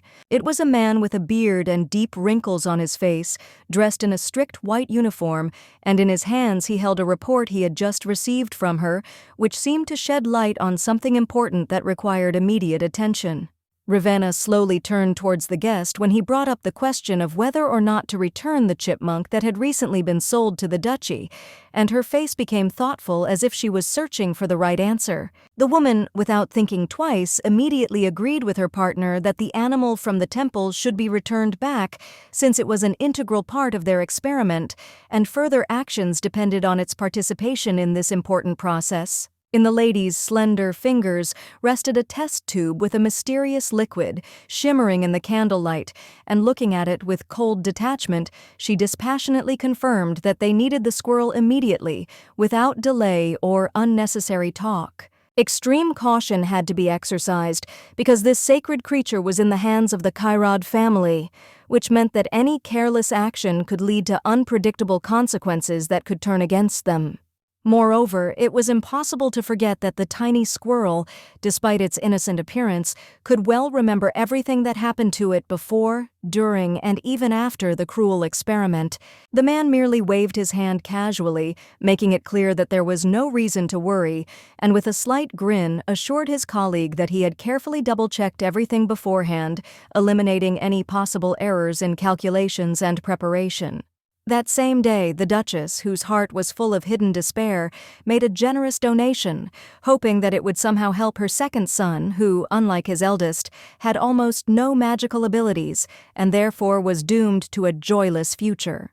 The lady calmed down a little, hearing the confirmation that her first son was still imprisoned in the tower, which meant that the likelihood that the sacred animal would be able to acquire human form and intelligence remained extremely low, almost impossible. However, the thought that the animal could turn into a human at any moment continued to worry the woman, because it would mean that their secret experiments could get out of control, and the consequences of such an event were unpredictable. Bending over the notes, the lady nevertheless expressed her fears that, despite their caution, the little animal could somehow encounter the Duke's second son, who was rumored to possess incredible magical powers, and this meeting could turn into a disaster. However, for their experiments they needed that very chipmunk, and realizing how great the risk was if the animal ended up out of their control, the lady firmly ordered her partner to return it immediately, without allowing the slightest mistake. Barely containing his fatigue, her partner clutched his head, sighed heavily, and, realizing that he had no other choice, reluctantly agreed to carry out the assignment, fully understanding how difficult this task would be.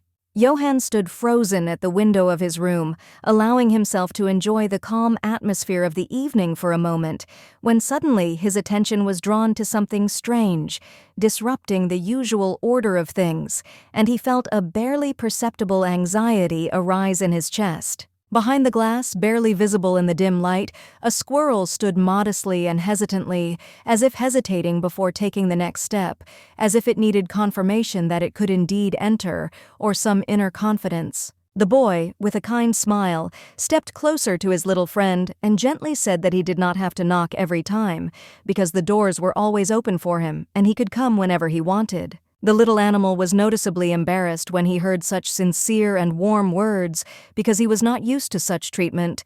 Johann turned out to be such a kind and sensitive person that even simple care on his part seemed something incredible, almost miraculous. The young man was not only handsome but also possessed amazing strength.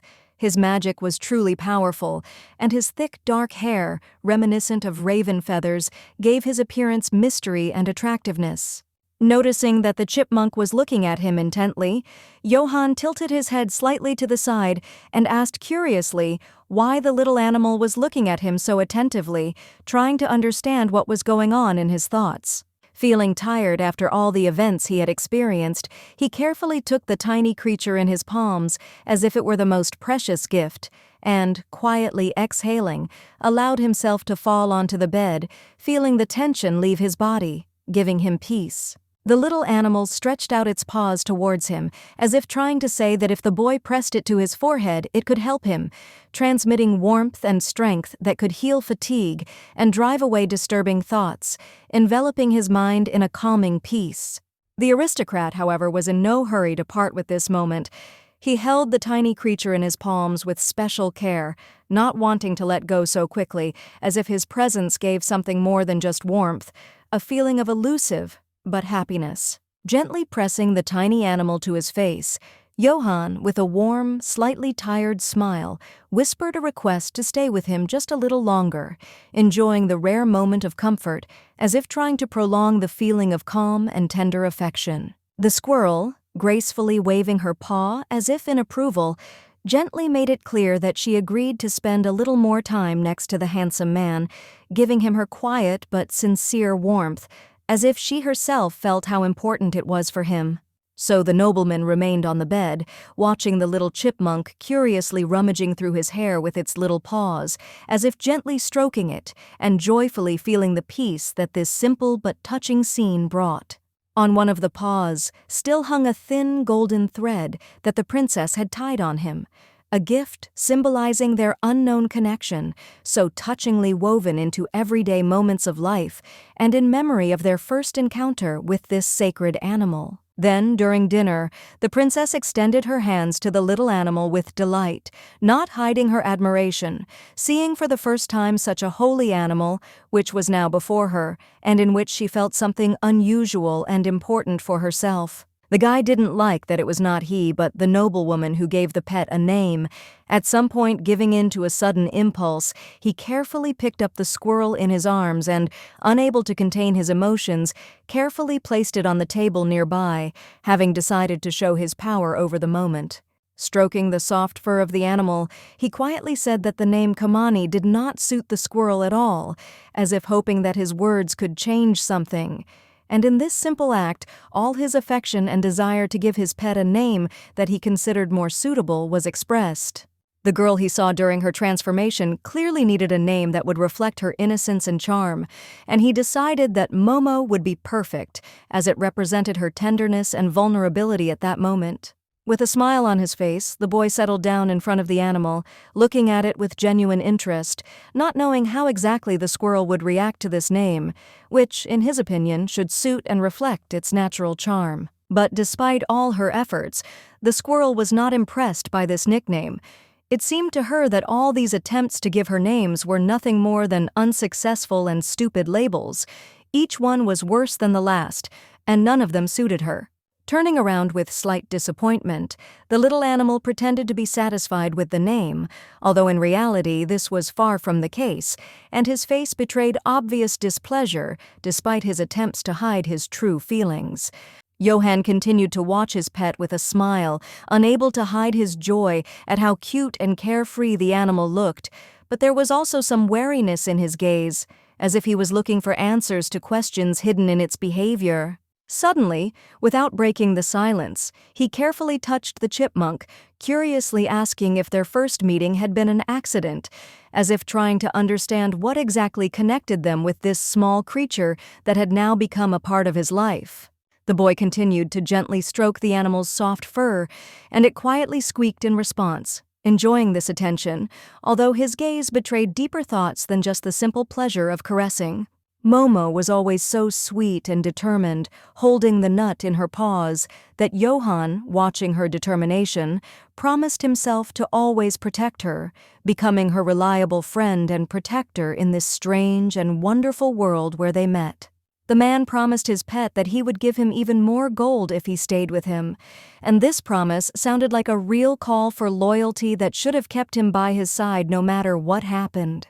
The chipmunk, in complete shock, listened with bated breath as the future duke spoke of the riches he was ready to offer, promising entire rooms filled with treasures and everything the little animal could only dream of, as he had never dreamed of before. After this, the young man said with complete confidence that he would always protect his pet, and these words contained not only the promised protection, but also unwavering affection, which left no doubt about the sincerity of his intentions. In the near future, according to the plot of the book, the guy was supposed to be sent to the battlefield, where he would face danger, and in his hands he was supposed to receive magic potions that could tame his power, which could become both his gift and his curse. There, in the midst of a bleak landscape where the land was devastated by wars and swords left marks on the hard ground, he was to take part in battles full of cruelty and senseless bloodshed, and his destiny was bound to that battlefield. And soon, Johann could forget about the magical creature, leaving it in his shadow to move on, striving for his goals, and only the memories of this little friend would remain in his past, where he did not have time to find a place for it. However, despite the inevitability of time, Momo was ready to stay by his side, to help and heal him, like a faithful companion despite all her fragility, sincerely hoping that her presence could comfort and support him in the most difficult moments. A new day had dawned, and the palace was once again filled with bustle, when suddenly a loud voice was heard asking why a carriage from the temple had arrived to them, which caused a slight tension and interest among the servants, as if expecting something important and unusual. The maids, talking loudly among themselves, discussed that probably some influential and rich people had arrived to see them, perhaps with an important mission or purpose, and this left a feeling of anticipation and suspense in the air.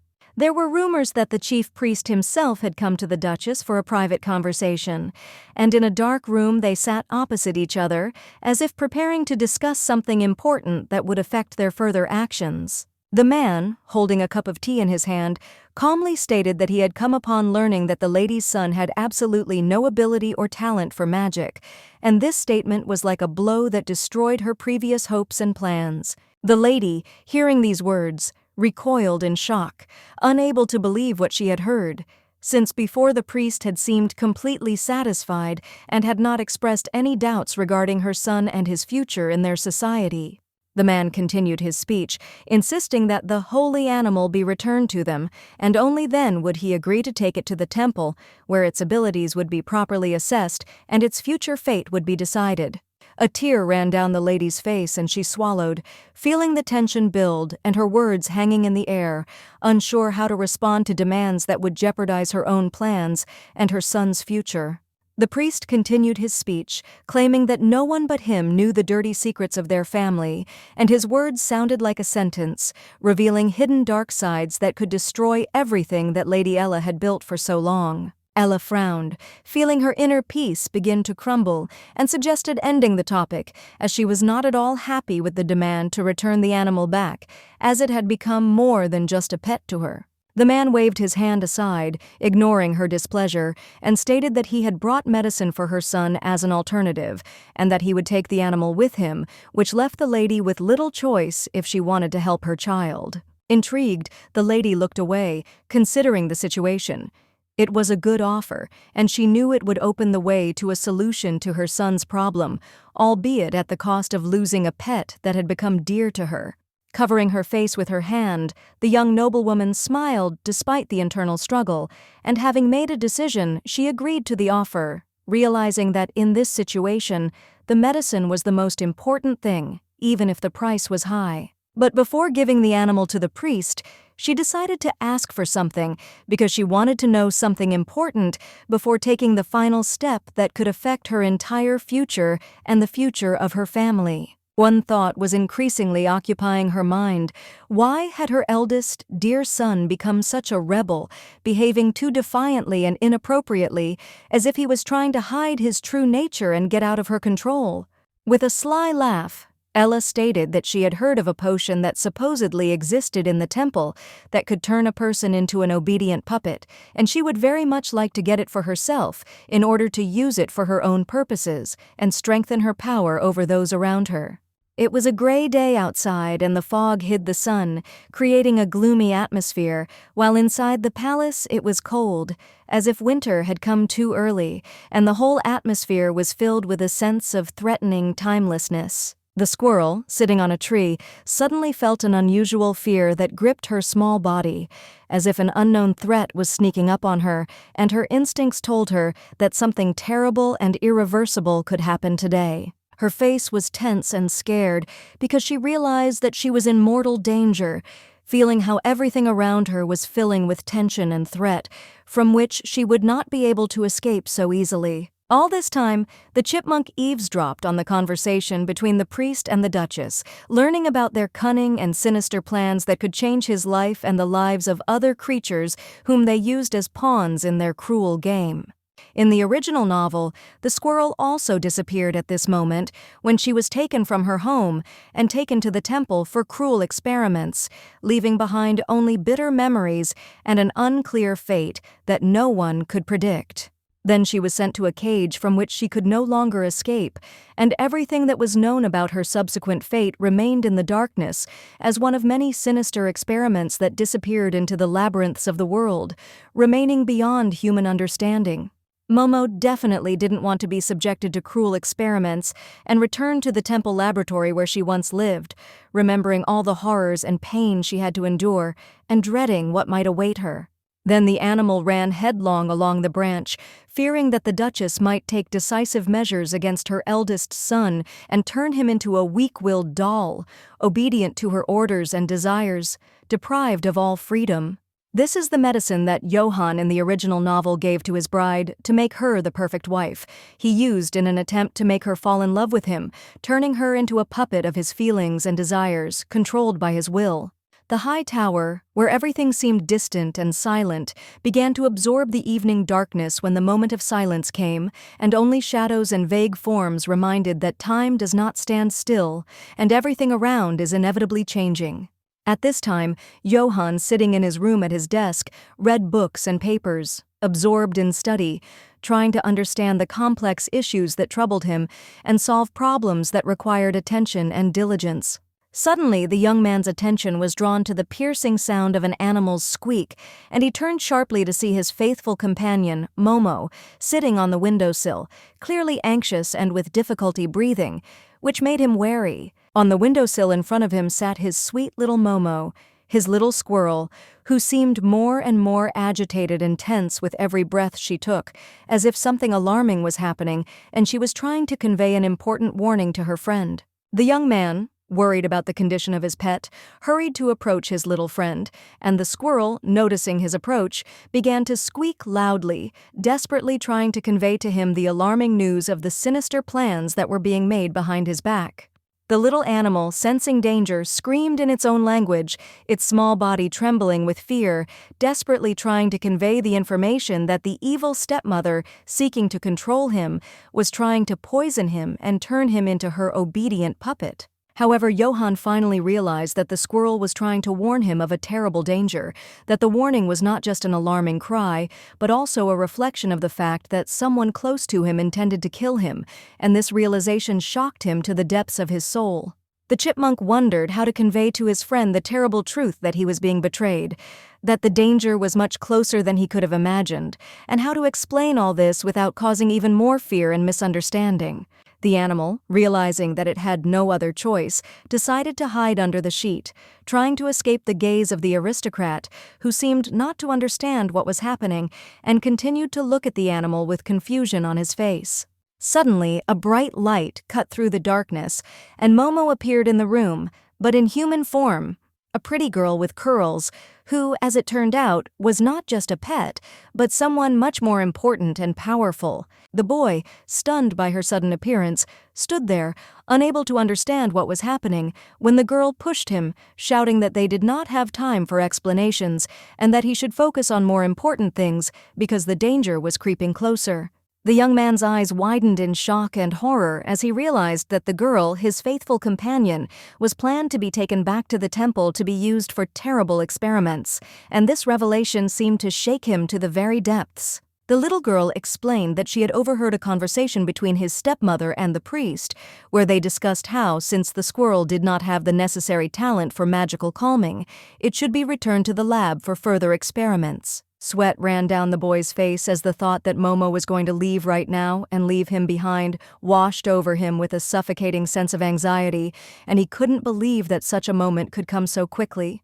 As soon as the thought entered his mind, the little girl rushed towards him, her steps quick and sure, her voice loud and determined, as she said that she had an important request that she needed to convey. Putting her hand to her chest, she asked him with humility and hope on her face to erase the mark on her body, explaining that in this way she would be freed from the shackles and would be able to gain freedom, and only he could help the little girl with this. The boy froze, feeling a deep shock when Momo explained to him that, as the heir of her line, he had the power and ability to erase the mark that held her captive, and only then could she gain the freedom she longed for. With desperation and determination, the boy knelt down in front of the girl who was sitting on the bed, and at that moment his heart was filled with a mixture of excitement and pain, realizing that the woman's future depended on his actions. He swore that he would definitely destroy that mark on her body, because he could not allow her to die because of that damned trace,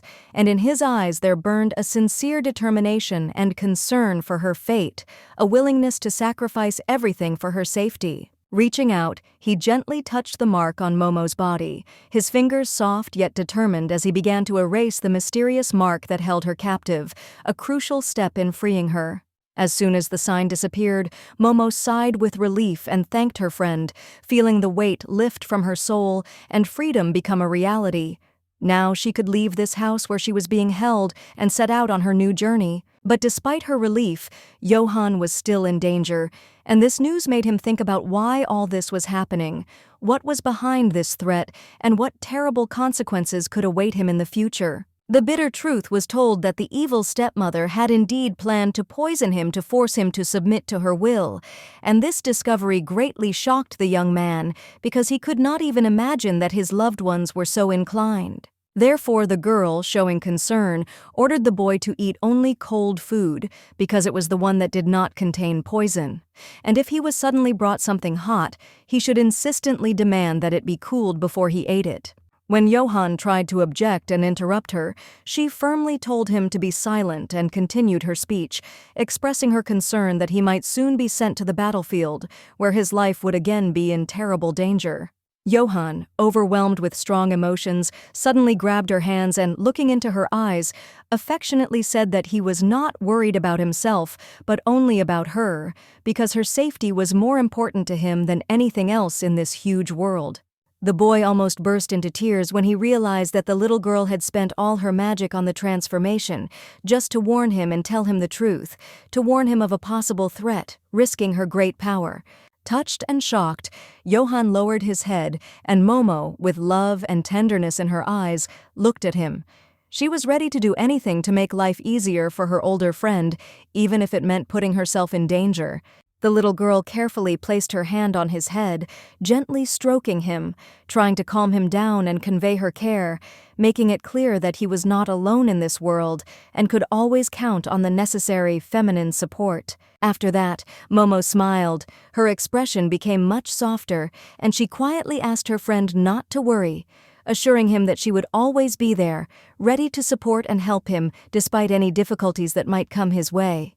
The young man hugged the girl tenderly, swearing that he was ready to survive for her sake, even among the dark intrigues of his evil family, and that he would do everything to ensure her safety, despite all the trials that lay ahead of them. Johann jerked his head up and exclaimed in fear as he remembered that he had long wanted to ask her where she planned to go after escaping, but unfortunately he did not have time to voice this important question, as everything happened too quickly. Momo, suddenly transformed back into a squirrel, passed out as she had used all her strength trying to protect and help her friend, and now her small, exhausted body could not cope with such stress. Johann recoiled in fear, feeling anxiety rise in his chest as he heard footsteps approaching them, thoughts flashing through his mind that someone would soon be there, creating a sense of growing danger.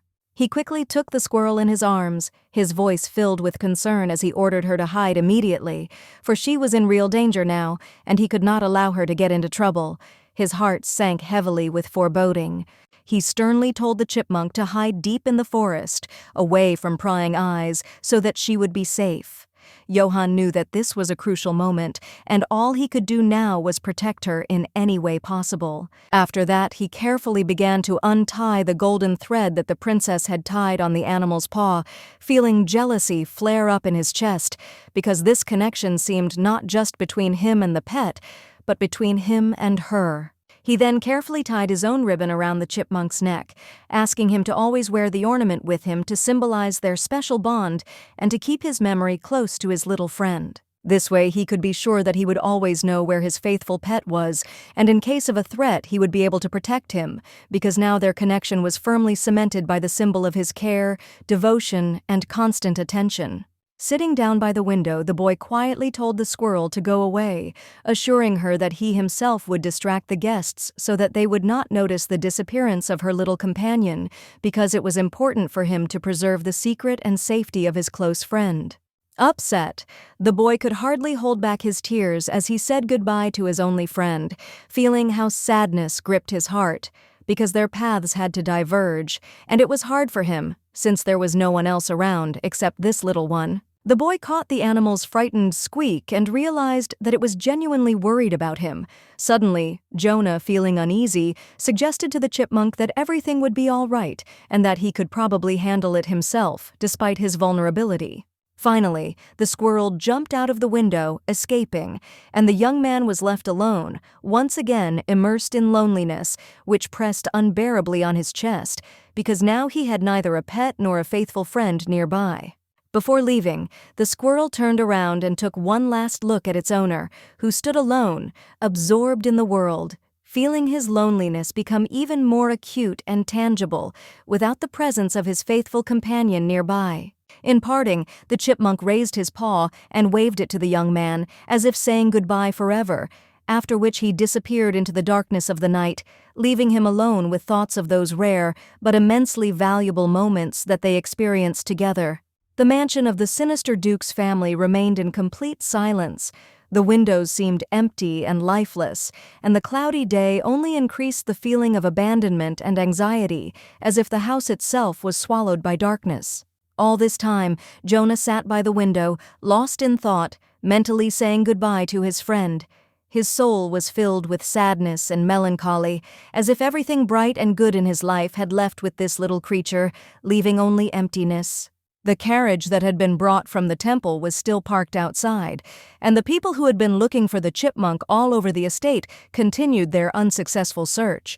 But the animal was never found, having disappeared as mysteriously as it had appeared.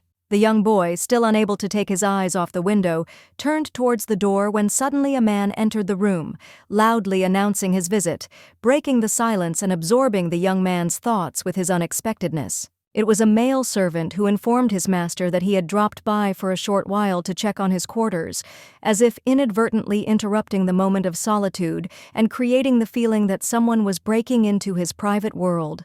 When the owner asked what had happened, the man explained that they had all been looking for a cousin's pet that had disappeared and no one could find it, which only increased the anxiety and suspicion, as if the loss was something deeper than just a missing pet. Jonah, hiding his feelings, calmly lied that he had not seen the squirrel. His voice was calm, but inside a storm was raging because he did not want to give away his friend's location, realizing how important this secret was for both of them. However, the servant, without feeling any embarrassment, unceremoniously entered the room and began to carefully examine it, obviously in search of the animal for which a reward was promised, and it was clear that his intentions were not so harmless. With a smile on his face, the young man suddenly offered the servant a deal. If he brought him a chipmunk, he could put the mark of their kind on it, and no one would be able to distinguish this animal from the real, escaped pet, making his plan work.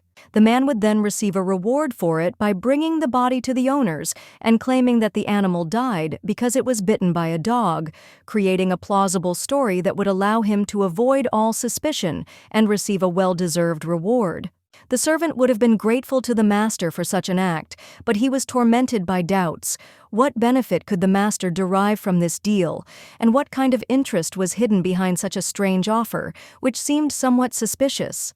The young man, noticing the servant's confusion, simply asked him to bring cold food, bread or something similar, nothing more, showing that there was nothing complicated or overly demanding in his request, but simply his usual desire. Turning to his servant, he calmly explained that he had simply been very hungry lately, and these simple treats would help him satisfy his hunger without causing anyone any unnecessary trouble, especially in such a tense situation. In the end, the man agreed to the deal, agreeing to go in search of the dead chipmunk in order to mark it and pass it off as the missing pet, fully aware of how important it was to carry out this plan and earn a reward. Jonah was left alone in his room, standing in complete silence, his thoughts filled with conflicting feelings, and the world outside the windows seemed so far away, as if he was locked in this loneliness that surrounded him now. In his thoughts, the squirrel was always next to him, comfortably settled on the bed, its presence bringing peace and support, as if there were no worries or anxieties, just the two of them, and everything around was safe. But now the bed was empty, and its place remained only a lifeless spot, reminding the young man that his only friend had gone away, and he was left alone, leaving this place that was once filled with joy, comfort, and great warmth. In fact, the young man wanted to keep the girl with him, but he could not, realizing that by leaving her nearby, he would expose her to danger, and even the closest friendship was not worth risking her life for the sake of his own comfort. The baby was so sweet and kind, and for her sake, the future Duke was ready to do anything, was ready to sacrifice everything so that her life would be safe and happy, even if he had to go through the most difficult trials.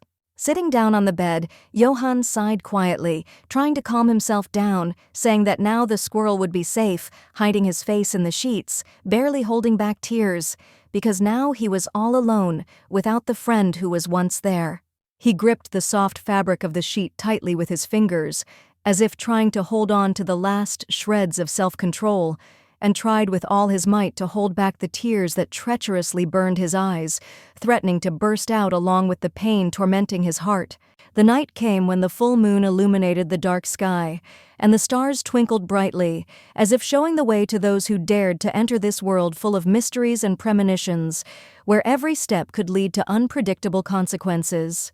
The princess sat at her desk, absorbed in yet another letter from a citizen of the empire, who was asking for significant financial assistance, stating that they needed a large sum to support the front. She understood perfectly well that the situation at the front was now difficult, and financial support was vital, but each such request put her before a difficult choice: how to help and save resources for other needs of the empire. Then, at the most inopportune moment, a strange noise was heard behind her. The princess turned around in fear. Her heart began to beat faster, and her eyes darted around the room, trying to understand the source of the sound that had broken the silence of the night. The sound coming from the street was barely audible, but its source was on the second floor, which made the beautiful Marielle wonder. Who could be there, near her window, and what brought him here, disturbing the silence of the night and her peace? Approaching the window, Marielle decided to find out what was the cause of the strange sound that disturbed her peace, and lifting the curtain, in the silence of the night, she asked who was outside and what brought him here at such a late hour.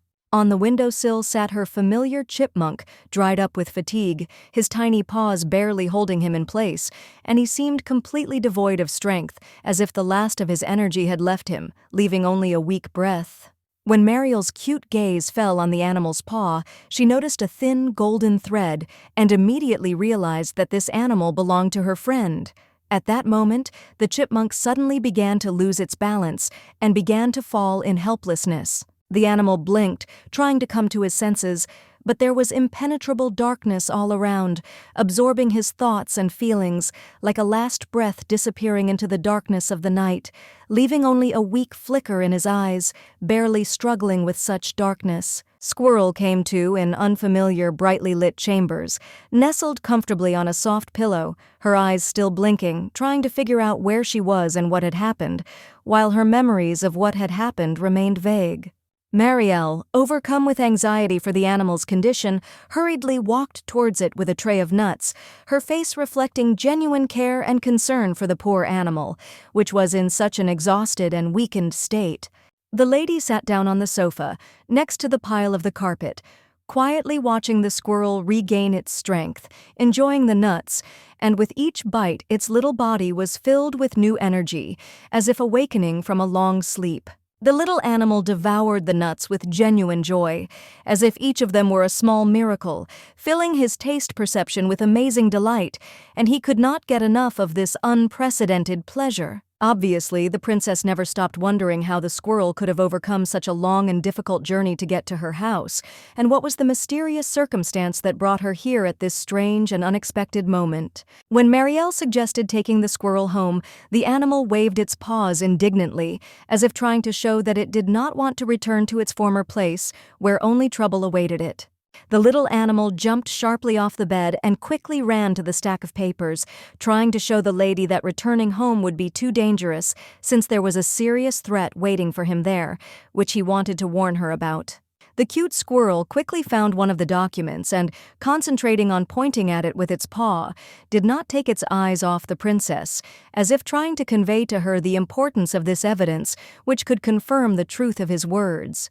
Slowly and carefully, the animal began to point to individual syllables in different parts of the paper, as if to assert that it had fled for a special purpose and could not return, for behind this act there was a serious threat that threatened its life. The princess screamed in horror, imagining that the poor squirrel had been abused and suffered in her home, and her heart filled with deep sympathy for this innocent creature who seemed undeserving of such a fate. The noblewoman began to gently stroke the animal's fur, trying to calm him down, and softly whispering words of comfort, assured him that no one would dare to hurt or harm him again, that he was now safe and under her protection.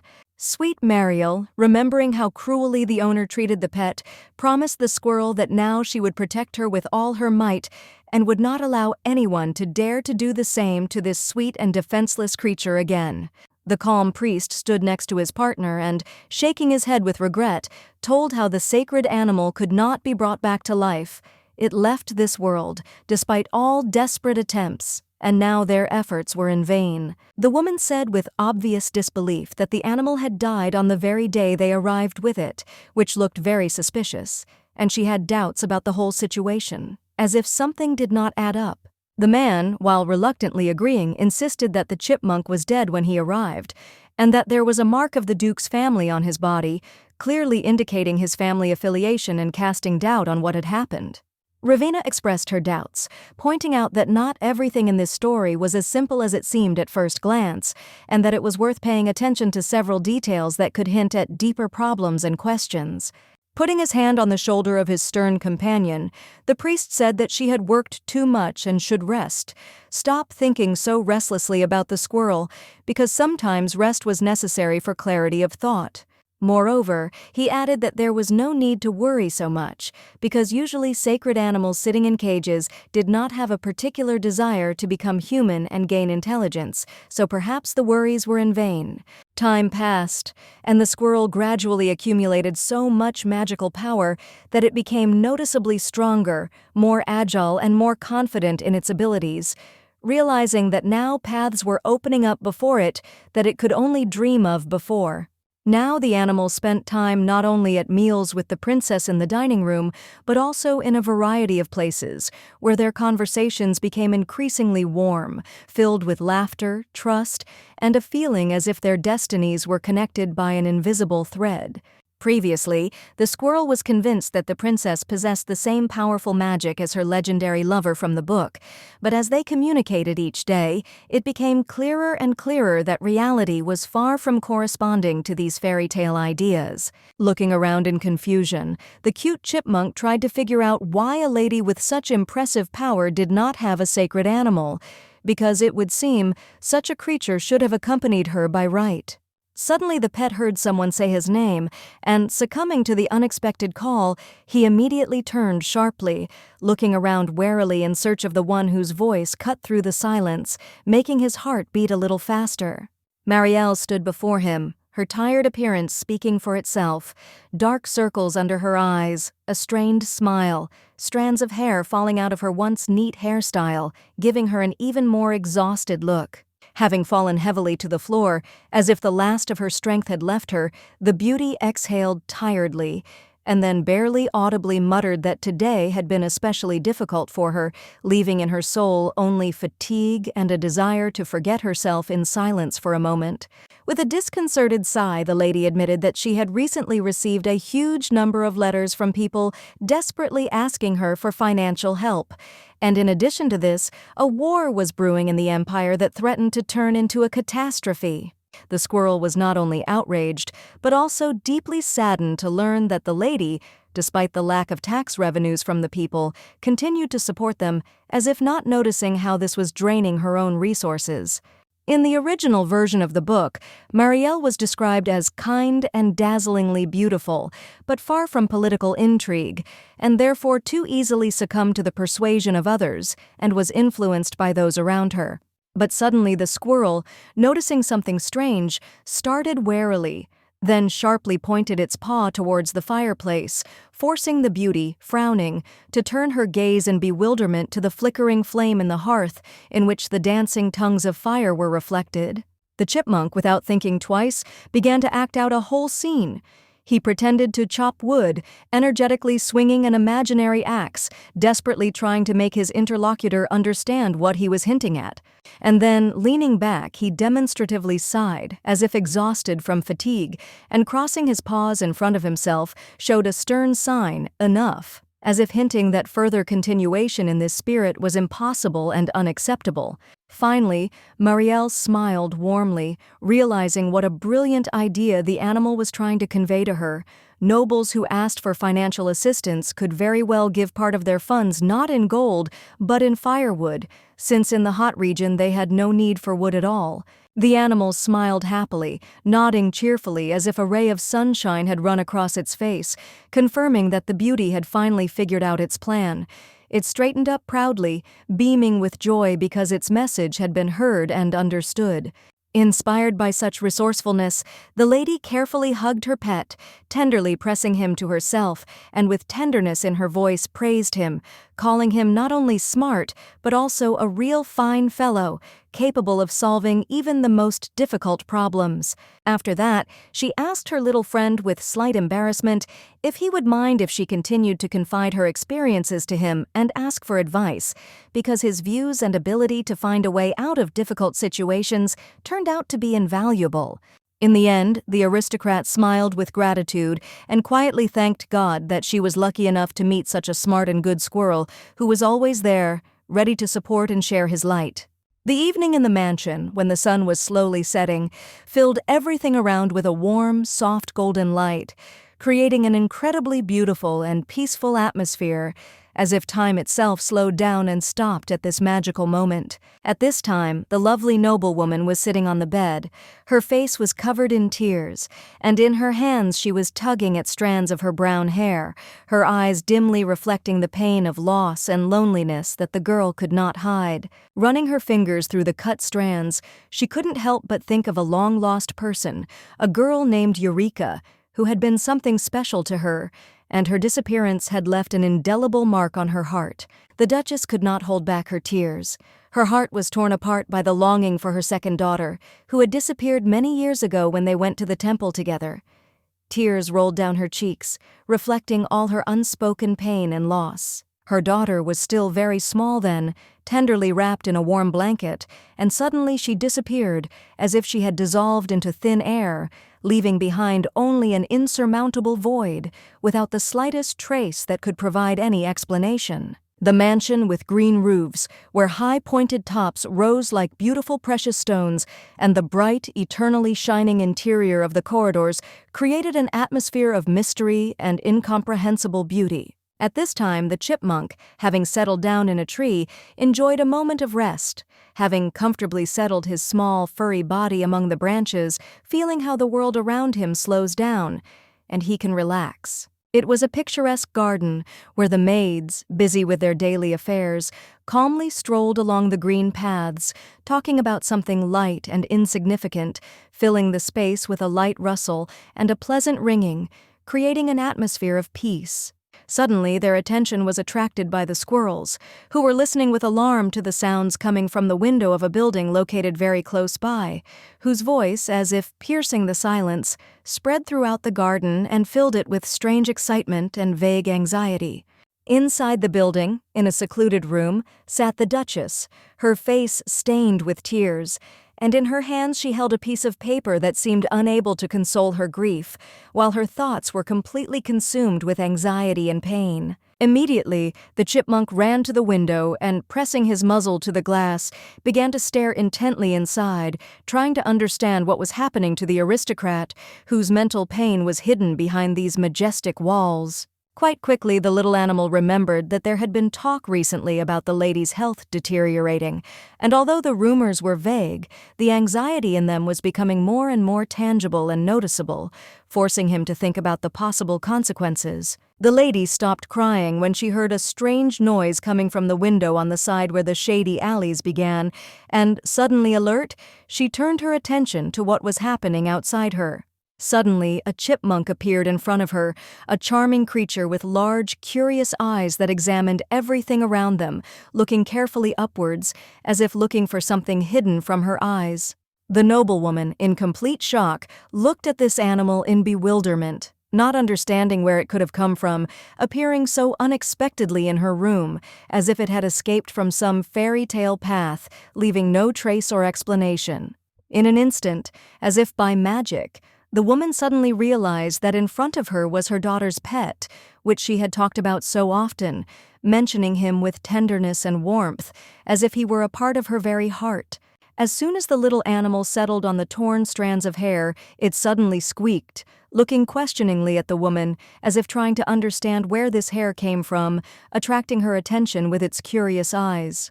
The aristocrat, with emotion in her voice, confessed that it was the hair of her long-lost daughter, and at that moment she realized that all that was left of her were just a few strands, a memory that remained alive despite the passage of time. The animal, listening attentively, seemed to understand the gravity of the moment, and, as if sharing her grief, looked at the strands with deep sympathy, as if confirming that the girl had light brown hair and pink eyes, like her sister. The woman tried to avoid talking about her second daughter because every such conversation brought with it a wave of longing and sadness, leaving her heart heavy and inconsolable, as if the pain itself would not let go of her. At the dinner table, the girl supported her mother when the conversation turned to her sister, who had disappeared many years ago. She felt her mother's words colliding with her own pain and sadness, but she continued to be there as best she could. Ella, sitting calmly without much emotion, said that sometimes the second child was simply annoying, and such things happened that children often disappeared, as if it was something ordinary and not worthy of attention. Moreover, she added with some relief that at least Marielle had grown into a good and obedient girl, delighting her with her calmness and behavior, as if trying to replace the lost daughter, as if this could console her at least a little. At the moment when the chipmunk and Jonah came for dinner, they were silent, sitting quietly, listening attentively to every moment of the story, without interrupting it, and perceiving everything that was happening with absolute attention and concentration.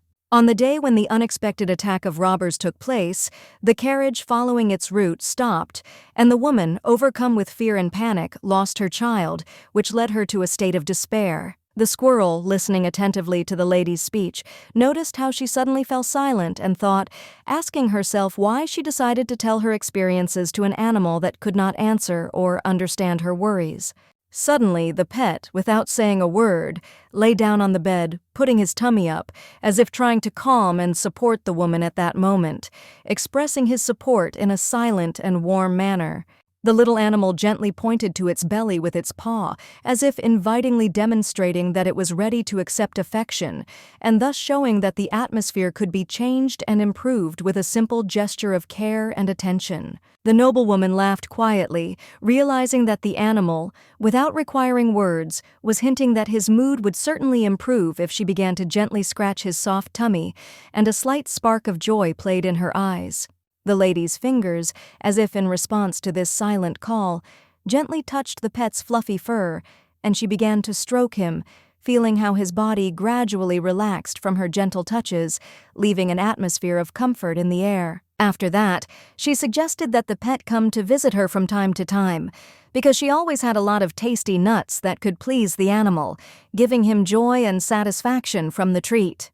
The squirrel, hearing such a friendly invitation, smiled happily, her eyes filled with sincere consent, and she without hesitation made it clear that she would be happy to spend time in the lady's company, enjoying her hospitality. So they sat there together.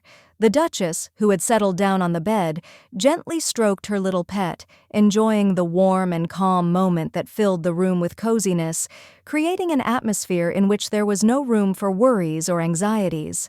Evening came, and the beauty of the sunset revealed itself outside the window. The high towers of the city framed the horizon, and the long corridors, filled with quiet light, created an atmosphere of mystery and grandeur, emphasizing the grandeur of this place. Johann stood by the window, his gaze focused on the horizon. He was already wearing all the necessary equipment. He was standing in his room, but his thoughts still took him to the battlefield, where the battle was about to break out. Suddenly, a servant entered his room. Quickly turning around, he announced that it was time to prepare to leave, reminding him that everything would soon change, and the battle that was about to begin would become inevitable, and no one would be able to stop it. The sleepy youth quietly followed the servant downstairs, carefully closing the door behind him. There was not the slightest doubt left in his soul. He was ready to go to war, feeling that this was his inevitable duty and the only path that leads forward. Just recently, Johann was informed that his father had passed away, but he himself did not experience any pain or loss, because he barely remembered his older parent, and all memories of him seemed vague and long forgotten to him. However, Johann's memory was firmly rooted in the words of his friend, who told him that he could have been poisoned with a special potion, turning him into an obedient puppet, and this disturbing thought did not leave his mind, forcing him to think. All the beauty's words turned out to be true. He was indeed given warm food in which poison was hidden, and he, suspecting nothing, accepted it as a gift until he learned that it was precisely this that served his destruction. If it weren't for Momo, Johann would have long ago become an obedient, submissive doll in the hands of his evil stepmother, who was obsessed with the thirst for power and control, not noticing how she was slowly taking away his freedom, soul, and the ability to be himself. The young man had long ago decided that, upon returning from the war, he would destroy his family, which had only hated him all this time. His cousin and stepmother were impatiently awaiting his departure, not hiding their relief, as if getting rid of a heavy burden. Johann pressed his hand to his chest. His gaze was determined, and without expressing any emotion, he said that he was leaving, as it was time for him to move forward, leaving behind everything that once connected him to this place. At this time, the princess, sitting at the table in her cozy office, anxiously read the news that the future duke had been sent to war, knowing that he was in poor health and feeling her heart fill with anxiety for his fate. Momo, with the nut in her paws, settled down on the table next to the princess, and realizing that her friend had indeed been sent to war, as predicted in the novel, felt a heavy premonition that came over her, despite her outward calm. Suddenly the princess began to gently and tenderly stroke the squirrel's head, thinking how once, when her mother began to visit her, her health suddenly improved, and she hoped that this care would have some magical effect. Having let go of the nut, the squirrel slid from the princess's hands and, running along the corridor, headed in her direction.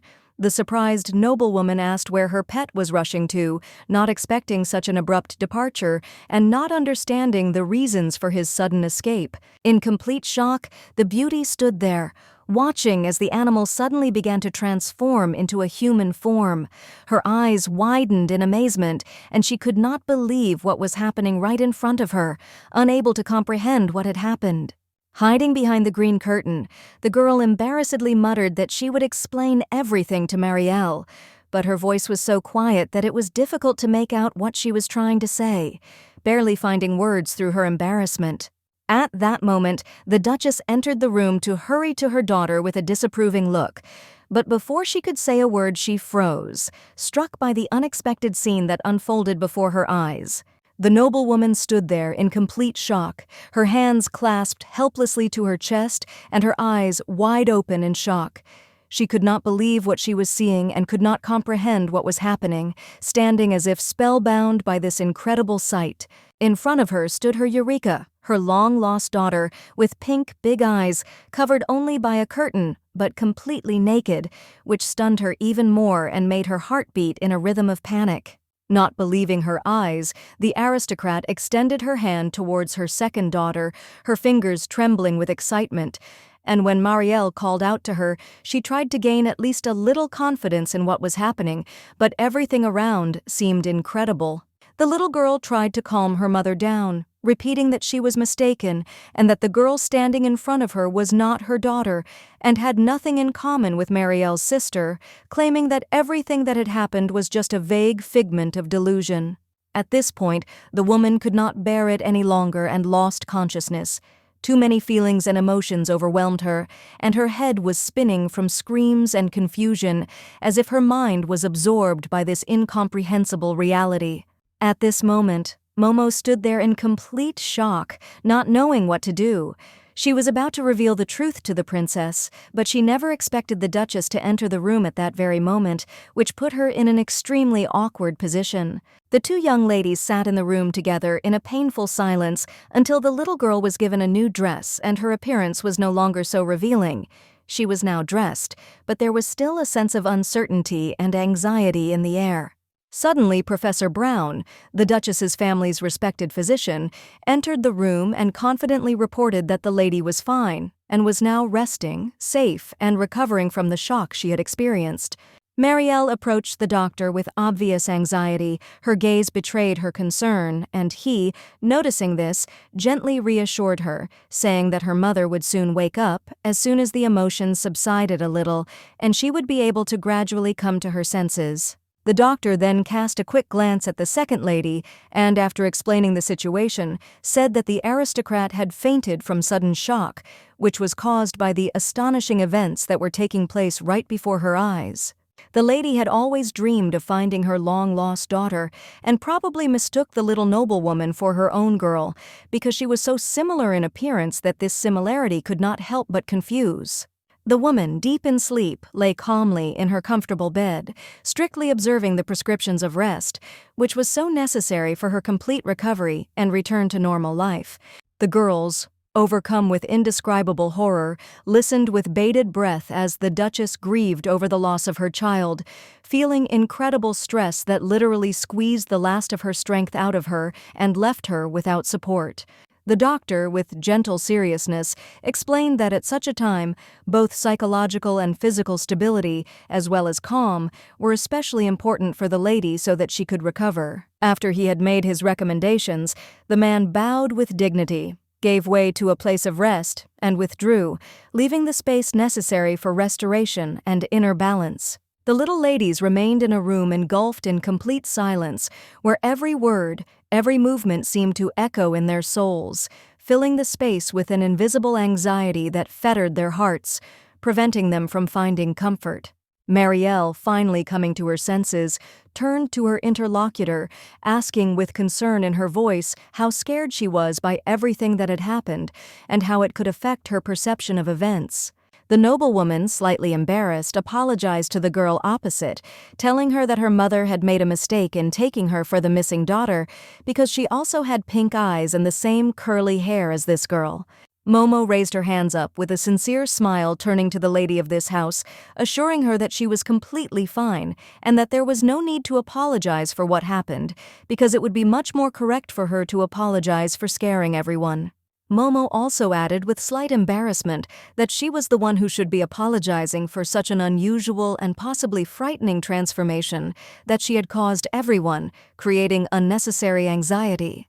Mariel, feeling relieved, smiled softly, and her face filled with joy, because she was happy to see her pet again in the form of a girl, which seemed so cute and familiar to her.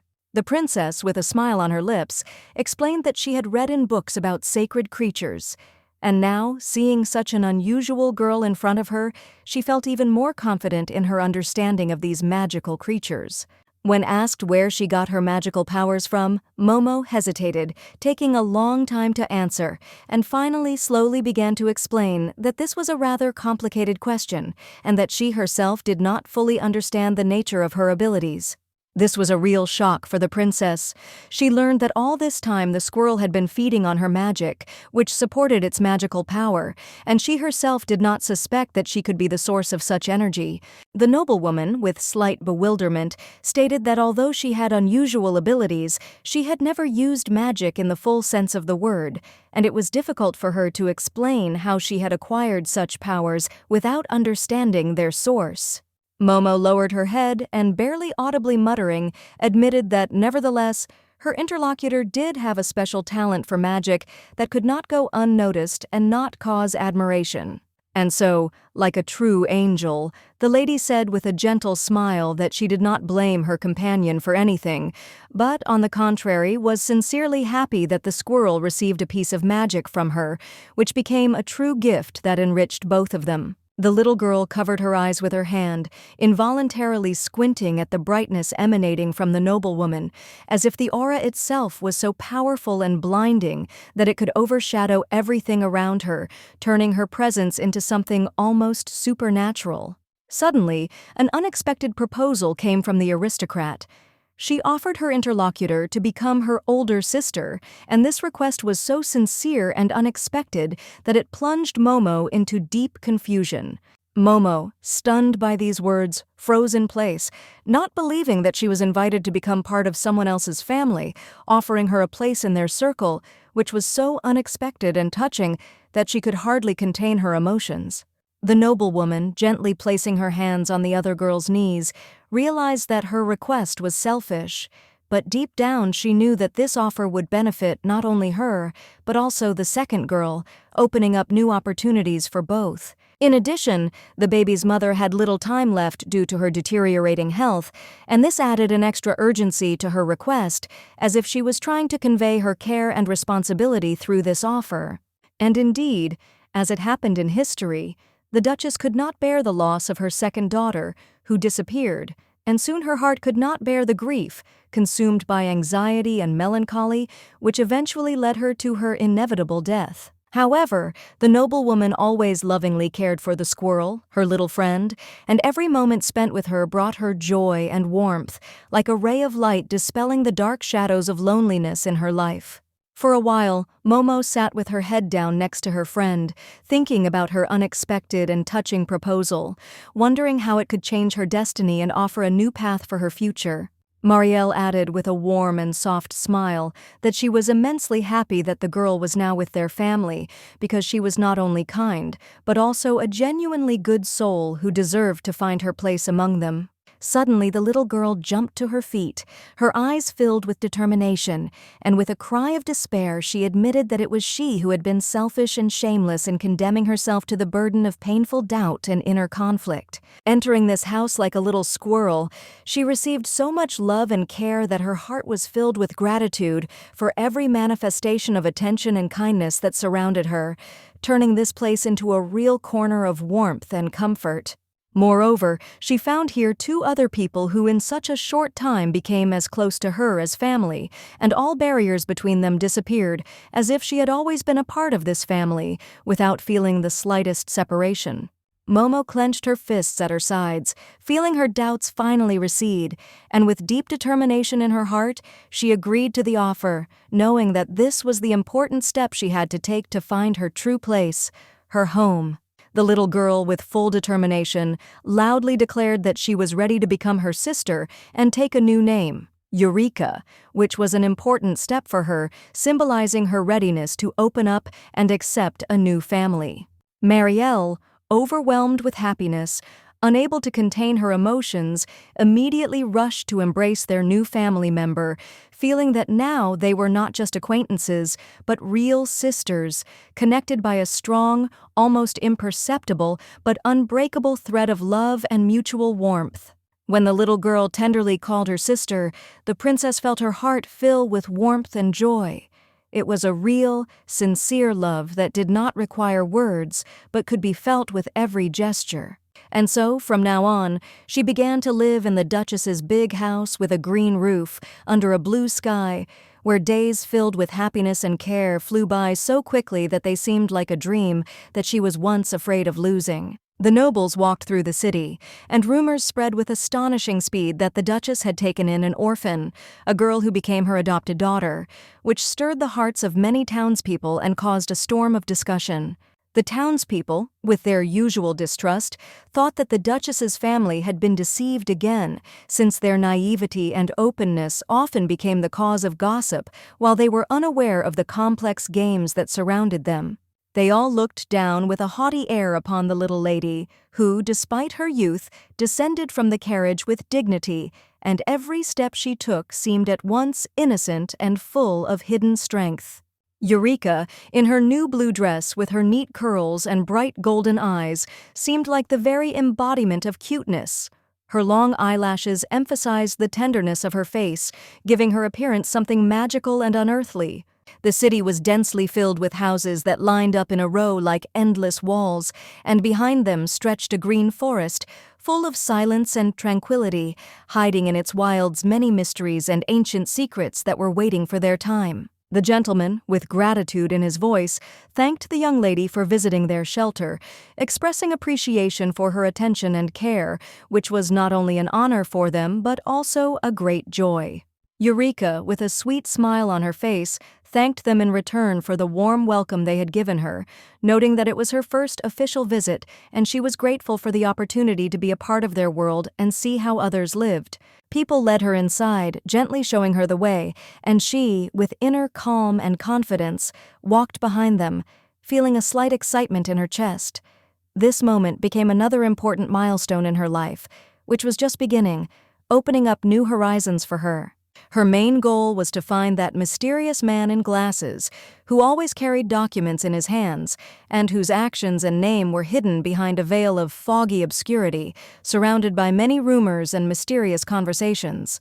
The weather was truly magnificent, the sky clear and bright, and the sun gently warming the earth like a blanket, while the inhabitants of the city peacefully went about their business, and children, laughing and playing happily, delighted the streets with their presence.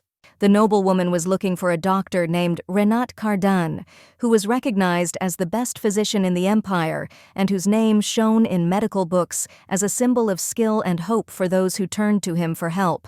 The man was famous for the fact that in one of the novels he saved the crown prince, the beloved of the sweet princess, when other doctors, unable to help, threw up their hands and left the palace, leaving everyone in despair.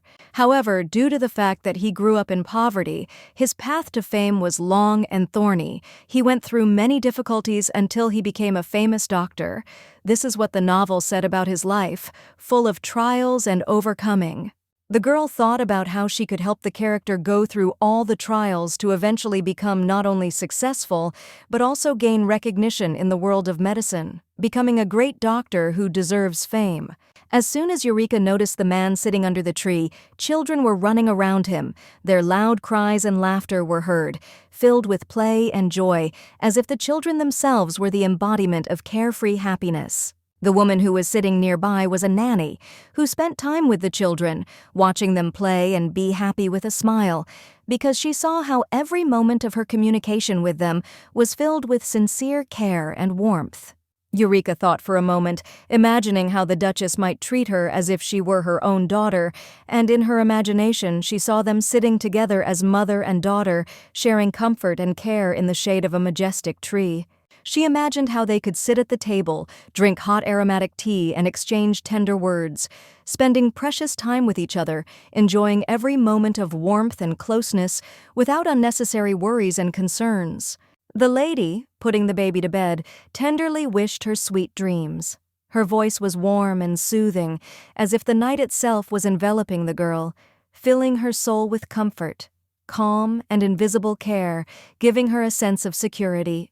Even though Eureka was not her daughter, the woman still showed sincere care and love for the girl, because in her heart there was a place for every child who needed protection and attention. Clenching her little hands into fists, the little girl had no choice but to firmly decide to find a doctor who could save her adoptive mother and cure her, despite all the difficulties and doubts that she encountered along the way. When she finds a boy who will become her hope, she will send him to study at the academy, and there, thanks to his perseverance and desire, he will definitely become a successful healer, helping those who need saving. The townspeople who had brought the girl to the shelter exchanged strange glances, silently looking at each other, each of them trying to understand what was happening, but none of them said a word, hiding their thoughts behind the darkness of foggy bewilderment. Suddenly the lady nodded quietly to her husband. Her gaze was full of calm confidence, but there was also a hidden support for his decision in it, as if she had silently confirmed his intentions, trusting his judgment and determination. Then the man respectfully led the little girl to the second floor, showing her the different rooms, among which was a cozy library and other important rooms that filled the house with an atmosphere of nobility and tranquility. The man was about to start a conversation about possible sponsorship from the little aristocrat, when suddenly their conversation was interrupted by a loud noise that came from nearby, breaking the peace of the moment and attracting the attention of both of them.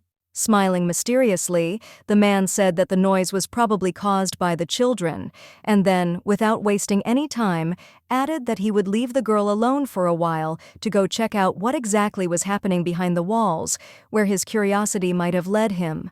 Eureka agreed to be left alone and soon realized that the man had a cunning plan. He was counting on money for the shelter, hoping to use her as a means to an end, but she was not going to let him manipulate her. Suddenly, her attention was drawn to a boy in the library, sitting on the floor with a book in his hands, his blonde hair falling softly over his face, and his gaze was innocent and focused, as if the whole world disappeared for him when he was immersed in reading. When they greeted each other, the boy looked up, his blue eyes reflecting shock, and he immediately became shy, as if he didn't know how to react to strangers disturbing his privacy, suddenly tearing him away from the quiet world of the book. He raised his hands in surprise and embarrassment, apologizing to the lady because he did not notice her arrival, and Eureka hastened to calm him down, assuring him that everything was fine and there was no need to worry, because she did not intend to scare him. The boy enthusiastically began to tell how he had simply become engrossed in a new book about medicine, and a spark of interest lit up in his eyes, as if he was ready to share every discovery that this book had brought. Suddenly, the little girl had an idea, and with genuine curiosity, she asked his name, wanting to know who his companion was and who he really was, because this moment seemed unusual to her, full of mysteries and secrets that required disclosure. The boy became embarrassed. A blush darkened his cheeks, and he quietly said that his name was Renat Carden, pressing the book to his chest, as if it was the only thing left to him from the world in which he felt truly alive. Eureka excitedly asked if the boy wanted to go to medical school, because she had finally found the second hero of her novel, who could help her heal her mother and make her dream come true. Suddenly their conversation was interrupted by the director of the shelter, stern and calm, with a sly expression on his face, as if he knew exactly what was going on, but kept his thoughts to himself, observing the situation with detached confidence. The man began to lecture the boy, pushing him to be honest and urging him not to deceive the young lady in front of them, as if he was trying to warn him that every word spoken in such circumstances could not be trusted. And young Renat Carden, as if frightened by the master's wrath, hastily began to deny that he was interested in medicine at all. He was lying, and Eureka could not understand why he was lying, because her intuition told her that something was wrong here. Politely but insistently, the director bowed to the young lady and offered her to sponsor the boy who sat next to him, hoping that his words would find a response in her heart and help change Renat's fate. The man explained that Renat Carden was a smart boy who truly loved studying and dreamed of becoming a doctor, but unfortunately did not have the means to enter the academy, which made his dream almost impossible. The young couple who owned the orphanage noticed the boy's abilities and now sincerely wanted to support him, but unfortunately did not have the necessary funds to help him realize his dream and get an education that could change his life. Eureka smiled softly, and a warm feeling of joy lit up her heart, because she was truly happy that Renat had such caring adults who truly cared about him and wanted to provide him with a better future. Renat Carden began to refuse, not wanting to leave his friends in the shelter and go away, even for the sake of the studies he dreamed of so much, because his attachment to this place was deep and strong, to leave so easily everything he knew and loved. However, other children and the owner's wife suddenly entered the room, and they all admitted that Renat Carden was very smart and talented, and that it would be better if he went to study and became a doctor, receiving sponsorship from an aristocrat. The boy muttered under his breath in embarrassment, feeling awkward about being offered money, as he was not used to accepting help from others, especially when he heard praise. It made him feel uncomfortable, as if he did not deserve such attention. Suddenly, gently touching the guy's palm with her hand, Eureka, with a kind and confident expression on her face, said that she was ready to support him financially, to help him enter an educational institution so that he could realize his dream of a medical career and become a doctor. With an expression of deep determination, the lady swore, placing her hand on her chest, that in the event of the boy's absence, she would take charge of the orphanage herself, doing everything possible to provide the children with a safe and warm place to live without letting them feel any loss. The people standing nearby looked at the boy with soft eyes as he shyly accepted the offer, and their hearts filled with joy for him, because they saw how shy he was, but also knew that he was worthy of the chance at the future that was opening up before him. The young man, sitting on the floor, hugging a book, thanked everyone for their support and care. His voice sounded sincere, and his heart was filled with a feeling of gratitude for the warmth and attention that was given to him at this important moment. The room was filled with coziness. The soft light of the sun that penetrated through the windows reflected the chest of drawers with the box, creating an atmosphere of peace that filled this corner with silence and harmony, inviting one to reflection and solitude. Eureka carefully read the documents, realizing that there was very little left. She needed to draw up papers for the shelter and provide them with sponsorship, after which everything would work out, and her efforts would lead to the long-awaited result. The little girl sat at her desk, lost in thought, wondering how to arrange everything and what needed to be done to provide a future for those who needed it and continue the path she had chosen for herself. She often thought about the Duchess's second son, worrying if everything was all right with the young man, because her care and love for him were deep, and she could not forget his fate despite the fact that thoughts about him were sometimes disturbing and full of questions. The military camp was surrounded by tents, weapons, and fires, and the evening was filled with the conversations of soldiers preparing for the night watch, their voices echoing in the darkness, creating a sense of alertness and anticipation, as if the shadows themselves were alive. The knight quietly asked the Duke if he should be expected for dinner, but he, putting his finger to his lips, ordered him to be silent and remain calm, as if he knew that this was not the time for talking, but for paying attention to something important hidden in the darkness. On a rock near them lay nuts, like bait for an animal, beckoning with their quiet and mysterious appeal, as if they contained something more than just food, and everything in the camp was filled with an uncertain expectation. If you think about it, Johann often collected food from others, leaving it on the ground, as if he was trying to get attention or just following his habits, not paying much attention to what was going on around him. Suddenly, a chipmunk with a bright red tail quickly descended the tree trunk. His movements were quick and dexterous, like those of an experienced hunter who knew exactly where to find food and was completely absorbed in his goal, to find something tasty. The men watched in amazement as the little animal, having taken the bait, now moved towards them without hesitation, as if oblivious to their presence, trusting its instincts and natural attraction to food, unafraid of danger. The little animal grabbed the nuts with its paws and began to eat them carefully, enjoying the prey it had found. Its small movements were full of care and satisfaction, as if the world around it had disappeared for a moment, giving way only to a moment of pleasure. The knight, standing next to the young duke, laughed, noticing that this squirrel was obviously very hungry. Its careless movements and desire for food spoke of this without words, and the knight's laughter was full of lightness, reflecting his cheerful mood. Suddenly Johann smiled, agreeing with his comrade's words. His face lit up with a sincere smile, as if his soul was filled with a bright response to the other's laughter, and his heart was filled with lightness, as if an invisible heaviness had suddenly disappeared. After this, the Duke hurried his friend, reminding him that if they were late, they would not receive food. His words were decisive, as if they contained not only concern, but also a hidden warning that time was worth its weight in gold. The aristocrat, looking at the chipmunk, involuntarily remembered his little friend, another squirrel, who had recently left him, running away, and these memories, like a soft pain, settled in his soul, forcing him to think about the lost moments. The young man raised his head and looked at the sunset, absorbed in its beauty. His gaze was thoughtful, and his face expressed not only admiration, but also an internal struggle, as if he were looking for answers to questions that could not be found. Back then, the boy would often go out onto the balcony to wait for the chipmunk. Their friendship was special, and every meeting was filled with warm anticipation and hope, as if every moment was priceless and meaningful for both of them. He concentrated the magic in his hand, closed his eyes, and mentally swore that he would do everything he could to help his beast friend regain his human form and his senses, confident that their bond was worth the effort.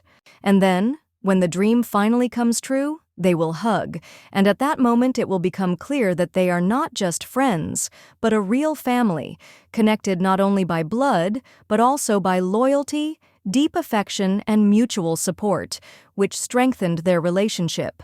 In the forest, where the rustling of leaves reigned and the sound of a carriage could be heard in the distance, it seemed that all this was happening in a world where every promise was sacred, and every step, despite the difficulties, led to a bright and hopeful future. Renat Carden rode in transport, dressed in new clothes, feeling embarrassed by the curious glances that his updated appearance attracted, but at the same time, his heart was warm with pride for the step he had taken, which meant a new stage in his life. Full of determination and burning desire, the boy vowed to the lady sitting before him that he would study hard to become a doctor, striving to become the one who could one day restore health and happiness to the lady mother, healing her and freeing her from suffering. The young man also sincerely expressed his gratitude for the financial assistance for the shelter, because it was this that opened the doors to a future full of hope, opportunities, and dreams of a better life, where every step would be significant. Meanwhile, Eureka, with a soft and confident smile, was talking to the princess, touching on the most important political issues that played a decisive role in the future of their affairs and determined the fate of the entire kingdom, revealing her deep thoughts and strategic vision.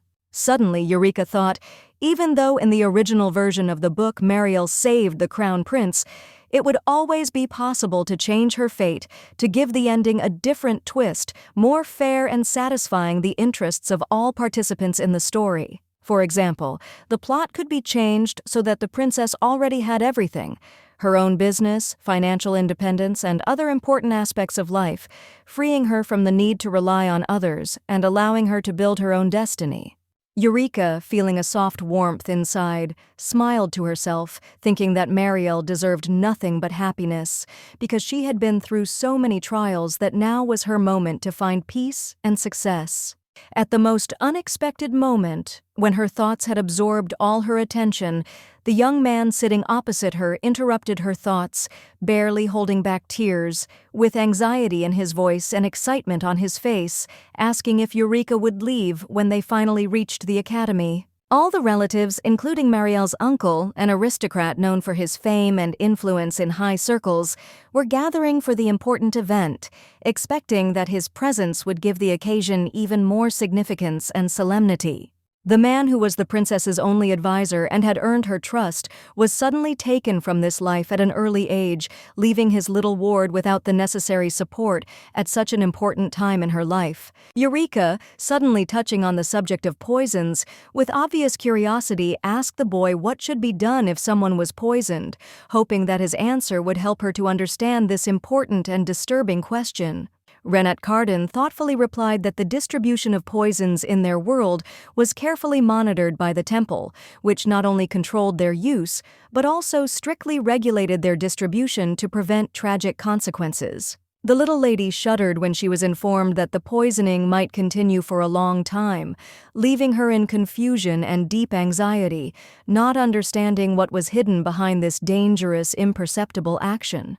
The sweet princess hurried to the carriage when her uncle arrived, her long dress fluttering in the wind and her golden hair sparkling in the sun, but she could not hide her sincere smile, joyfully greeting her loved one.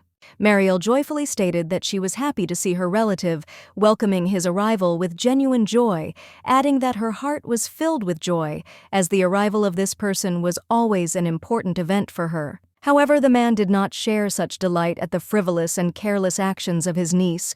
Quietly, but with obvious displeasure, he asked why she had to run out of the house so hastily, without bothering to properly prepare for such an important meeting. The little lady's face lost its joy, and her eyes grew dim with sadness when she realized that her uncle, though he was there, did not share her delight. And this darkened her spirits, for she had expected his welcome to be as warm and joyful as her own feelings. Once outside, the man noticed that the air was cold and the girl was barely dressed, and his face immediately darkened with concern. He hurried to take off his jacket and throw it over her, not wanting her to feel the cold and catch a cold. The Count, with concern in his eyes, carefully threw his clothes over his niece's shoulders, realizing how important it was to protect her from the cold, and with every movement in his actions, not only concern was shown, but also unconditional love and a desire to protect her from unnecessary suffering. He carefully and thoughtfully placed black gloves on her fragile hands to protect them from the icy wind, and feeling how she drowned in his warm clothes, he felt an inner relief that he was able to give her at least a little warmth. As a result, Marielle found herself all in her uncle's warm and spacious clothes, and, feeling his care, she froze in surprise, barely opening her mouth from a smile, as if she herself could not believe how much he protected her and how endless his love was. After this, the girl shrank under the caring gaze of the nobleman, and feeling warmth, with relief went with him back to the house, where comfort and peace awaited her, and she could again feel safe, finding comfort in his protection. The little girl held her uncle by the elbow, telling him with interest and enthusiasm about her mother's new adopted daughter, trying to convey all the details that seemed important to her, and happily sharing these new details. The lady added that the girl was so similar to her sister that they decided to give her the same name, because Eureka became her hope and support, the one who filled the void left by the loss and brought new, sincere joy. As the wolf and the squirrel glared at each other, their gazes were full of hatred, rage, and resistance, as if each of them was ready to rush into battle, unwilling to give in and unable to hide their mutual hostility. Marielle was sure that her uncle would like her new sister, but instead of being happy about her appearance, hostility soon arose between them, and the tender affection that she expected gave way to a cold hostility that began to escalate. The girls were sitting at the dinner table, with a down-to-earth relative sitting opposite them, and there was plenty of delicious food around. The little girl's mother, unfortunately, was unable to attend the meal, as she was feeling unwell and needed to rest. The man drank wine from his glass in silence, his gaze absorbed in his thoughts, and he seemed completely unaware of what was happening around him, not wanting to interfere in the conversation, leaving everyone in the shadow of his silent and detached presence. Eureka did not feel the slightest affection for this man, because he yelled at her adopted sister, behaving with her with such rudeness that a feeling of rejection and deep misunderstanding of his actions immediately arose in her soul. Suddenly, the aristocrat, looking closely at the little girl, asked her what her name was, and Eureka, holding back her excitement, modestly said her name, not expecting that his next question would be so unpleasant and would put her in an awkward position. But then the man interrupted her, with a slight displeasure in his voice, declaring that he did not mean the family name that her family gave her, but her real name, given to her by blood, which immediately put her in an awkward position and made her feel uncomfortable. The little girl, blushing with embarrassment, with a slight blush on her cheeks, quietly said that her name was Kamani, which her sister had given her, trying to hide the awkwardness caused by this unexpected and perhaps awkward question. The Count, hearing this name, froze in shock, because such a name was usually given to pets, and he could not understand how it could be chosen for a person, especially for such a young girl, which caused him a feeling of confusion and bewilderment. After the meal, the Count began to discuss his niece, pointing out her obvious failures in managing the household and family finances, which led to chaos in their family's life, and also attracted strangers into their home, which, in his opinion, only worsened the situation. Marielle remained silent, but inside Eureka felt her heart filling with anger. How dare this man say such cruel words about the sweet princess, about the person who, despite all the difficulties, continued to maintain his kindness and respect for others?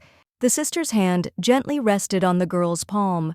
Her gentle gesture was full of care and support, creating in that moment an atmosphere in which the girl could feel that there was someone nearby who was always ready to come to her aid and comfort her. The lady, with a determined and stern expression on her face, said that she had previously established one important condition in her family, which became the basis for all her subsequent actions and decisions, on which the stability of their life was based. Looking down and remaining silent for a moment, she added that after carefully analyzing the situation, she was able to increase taxes, which allowed the income coming from the citizens of the duchy to increase significantly, ensuring the prosperity of her reign. For a moment it seemed to the Count that his brother was standing in front of him.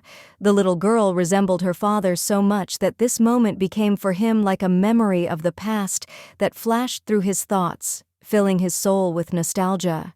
After her speech, the lady returned to the table, placing her hand on her sister's lap, and smiling, admitted that Eureka had instantly come to her aid, and she was grateful for her support at that moment, for not leaving her in a difficult situation.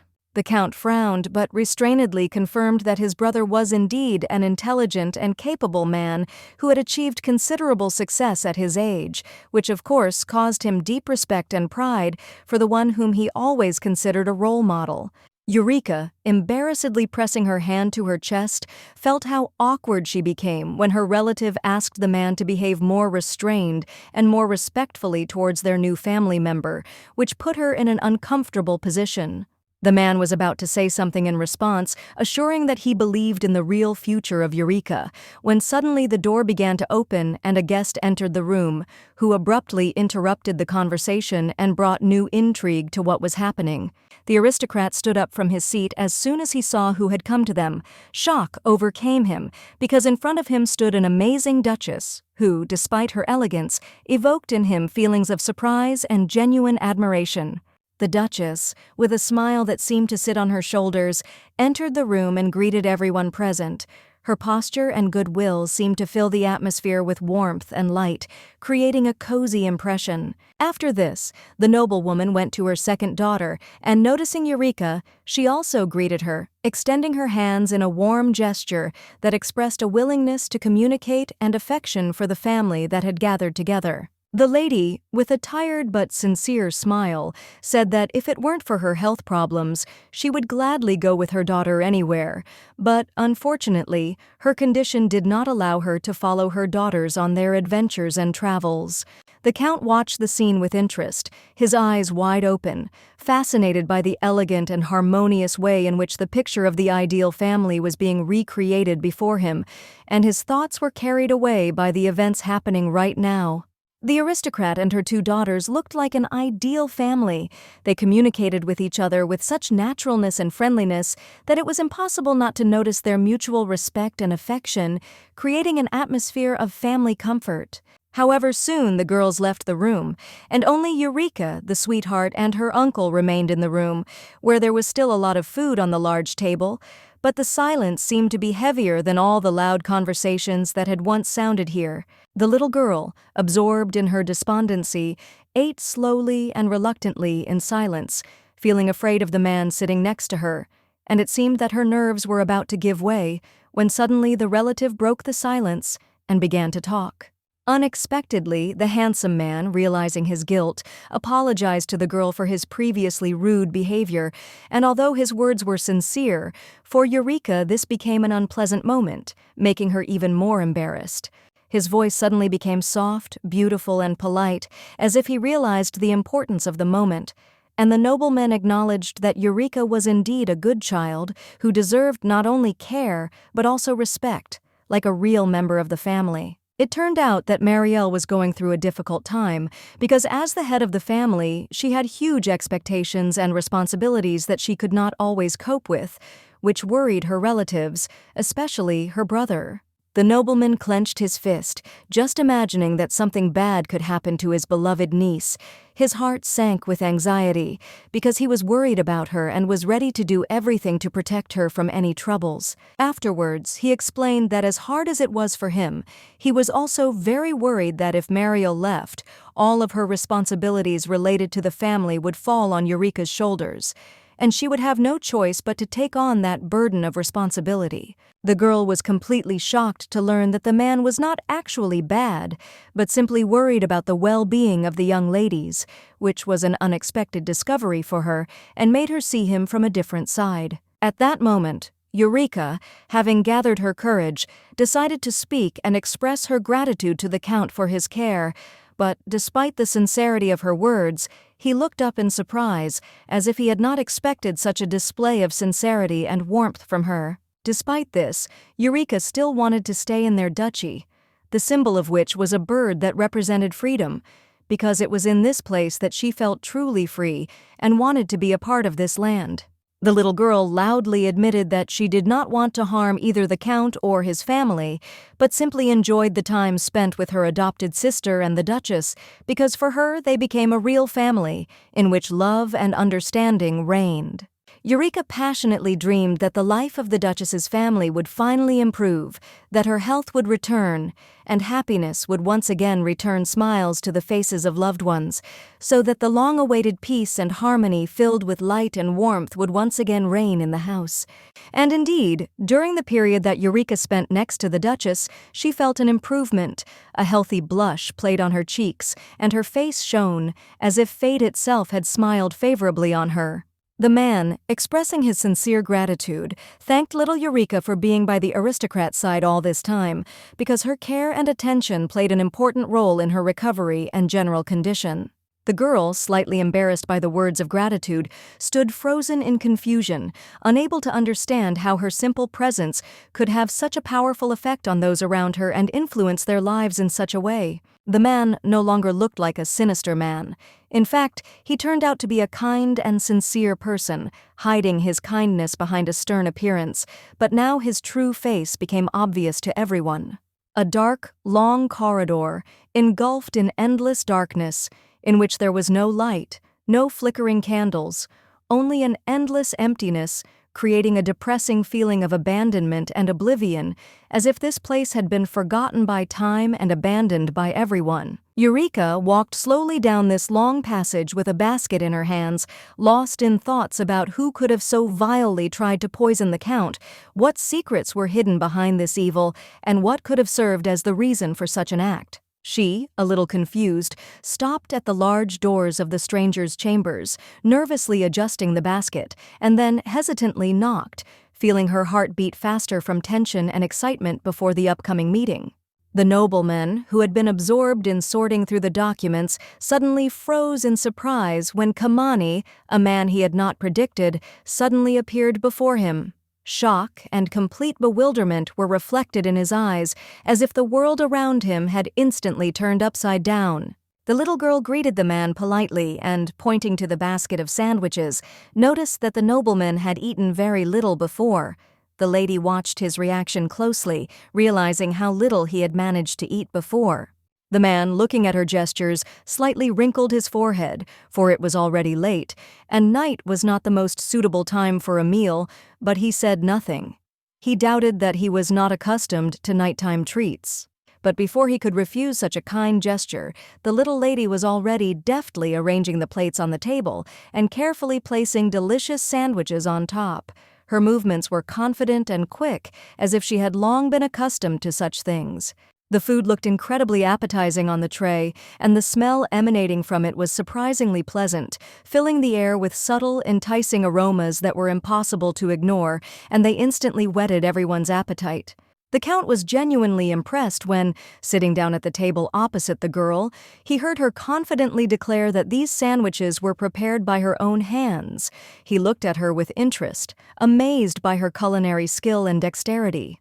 Having tasted the food, the nobleman, despite his habit of hiding his emotions, could not lie and admit that the food was tasteless, because it was truly pleasant and surprisingly tasty, pleasantly surprising him with its refined taste and subtle aroma. At this point, Eureka, who had been watching him with curiosity, wondered if her interlocutor had noticed something unusual or strange in what was happening, perhaps danger to him or someone's intention to secretly harm him, but everything seemed too calm.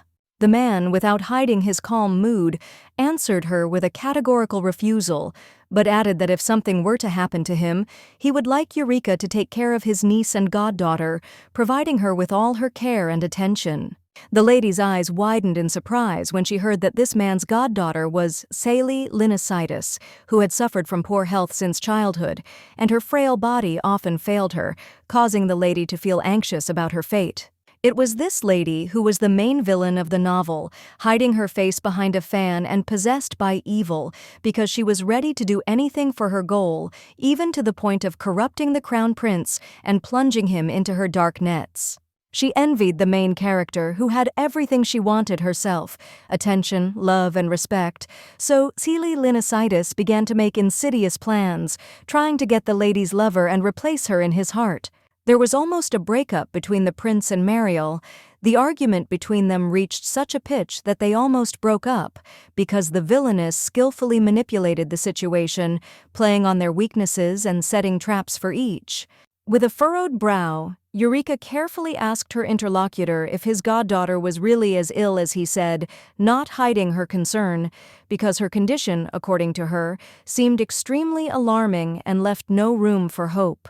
The Count, with a slight nod of assent, sadly confirmed her words, declaring that the doctor had diagnosed the poor girl as incurable and that in her case there was no chance of recovery, which plunged him into deep sadness and anxiety. Perplexed, tapping her finger on the table, the lady reflected on the fact that, according to the plot of the book, it was the princess who was supposed to suffer from poor health, and not the villain, and this detail did not give her peace, causing a lot of questions and doubts. Eureka smiled slyly as she suddenly realized that she could use the current situation to her advantage and cleverly kill two birds with one stone with one precise shot, while maintaining an innocent expression on her face, hiding her true intentions. The nobleman sat up in bed, his eyes wide open, his dark robe falling in soft folds, emphasizing his tired appearance, and his gaze, directed into the darkness of the room, betrayed intense thoughts that he could not shake off. He clutched his stomach and felt a sharp pain and immediately thought that the cause could be ordinary bloating, but the unpleasant sensations only intensified, making him increasingly worried about the possible consequences. If the Duchess's second daughter had managed to survive, then, without a doubt, over time she would have turned into a charming little beauty, enchanting those around her with her tenderness, grace, and natural charm. She would probably look like Kamani, a girl with luxurious chestnut hair curled into soft ringlets, a radiant smile, and refined features that gave her appearance a special nobility and grace. Suddenly, there was a confident knock on the door of the professor's room, tearing the man out of the flow of his thoughts, and he, without getting out of bed, gave permission to enter in a tired voice, internally wondering who could visit him at such a late hour. A doctor appeared at the door, sent here by personal order of the young lady Kamani, who, despite the late hour, insisted that the doctor immediately come to the gentleman and make sure that everything was in order with his health. It turned out that the girl also felt unwell and complained of stomach pain after eating the sandwiches, and this immediately alarmed Brown, who immediately jumped up from his seat and began to ask her anxiously about her health, fearing the worst. The young lady was lying in bed at the time, and her foster sister was constantly by her side, closely monitoring her condition and trying to comfort her so that she would not be frightened and feel lonely at this difficult moment. The Count, understanding the seriousness of the situation, firmly insisted that he was completely fine and that the doctor should immediately return to the girl, concentrating all efforts on her treatment, since it was the child who needed help the most right now. The doctor looked at the aristocrat with a pleading look, begging him to allow him to conduct a medical examination, because this was not just his desire, but a personal request of the young lady Kamani, and he had no right to disobey her order. Unable to resist the persistent requests, the nobleman eventually reluctantly agreed, and the doctor, visibly delighted, immediately began his examination, anticipating that he would be able to fulfill the order of the young lady Kamani and ensure the health of the patient. The Count's dark robe was carefully rolled up at its sleeves, and the doctor began to examine his hands carefully, checking the condition of his skin and veins, but suddenly his movements slowed down and his gaze became filled with alarm, as if he had noticed something extremely sinister. The healer suddenly began to tremble slightly, as if something terrible had been revealed to him, but gathering his courage, he quickly muttered that there was no reason to worry, and perhaps there had simply been an error in the tests, which he would check again. The nobleman froze at that moment, seized with icy horror, when he realized that his assumption could be true. He might have been poisoned a long time ago, and he did not even suspect it, continuing to live in ignorance. Somewhere in the distance, surrounded by a dense forest, among the bright green grass, stood an elegant greenhouse with a refined gazebo whose openwork columns were entwined with grapevines, and a light breeze played with flower petals, filling the air with their sweet aroma. Mariel, sitting at the table, was literally seething with rage, as if steam was about to come out of her ears, and the cause of her anger was the Count's former doctor, who could now, with a high degree of probability, be considered a traitor who had been poisoning his trusting patient for many years. Eureka, raising her finger up with a sly expression on her face, made an unexpected but logical conclusion. Seelie Linositis was not at all mortally ill, as everyone believed, but was only skillfully pretending, in fact possessing excellent health, strong as a young bull. Apparently, the girl bore an incredible resemblance to the long-lost daughter of the Duchess, and therefore the Count treated her with special warmth, took care of her in every possible way, and even generously supported her financially, unaware of the hidden motives of the young deceiver. Eureka watched the proceedings with a satisfied smile, happy that they had managed to uncover the cunning lie of Seelie Linositis, who, taking advantage of the Count's trust, not only deceived him, but also secretly slowly poisoned the man who considered her his goddaughter. To a large extent, the disclosure of this insidious intrigue was the merit of the young genius Renat Carden, who, possessing outstanding knowledge in medicine, promptly suggested to the lady what kind of poison it could be, what its properties were, and how it could be detected. It turned out that there was only one rare plant that grew exclusively in the south, and it was this plant that had the amazing property of causing the poison to activate, after which the victim immediately became ill, thereby allowing the poisoning to be detected. The little girl laughed happily, realizing that her cunning plan had succeeded. She had deliberately added this herb to the Count's food to test her guesses and help identify the poison, and now, pleased with herself, calmly took a cup of tea and took a small sip. The princess suddenly interrupted the fun by asking if Eureka herself was feeling well, for her health had been a matter of concern, and this was precisely what her uncle had recently asked her about, worried about his niece and wanting to make sure that she was all right. However, Kamani only waved away all the thanks and care with a slight smile, not wanting to attach any importance to it, because for her the most important thing was to help the Count, and her own well-being was not worth making a subject of discussion. The dark, narrow corridor, lit only by the flickering flame of a single candle, cast strange, barely perceptible shadows on the cold, time-worn stone walls, filling the space with a hidden secret, an enigmatic whisper of the past.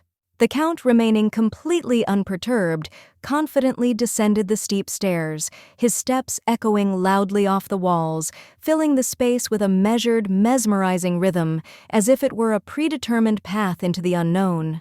Little Eureka followed him carefully, trying to keep up, because the aristocrat had promised to show her a place that he considered truly special, and now the girl was tremblingly awaiting what awaited them ahead. Finally, a massive wooden door appeared ahead, slightly open, as if luring one in, and behind it a spacious room opened up, the walls of which were hung with majestic paintings, filled with mysterious plots.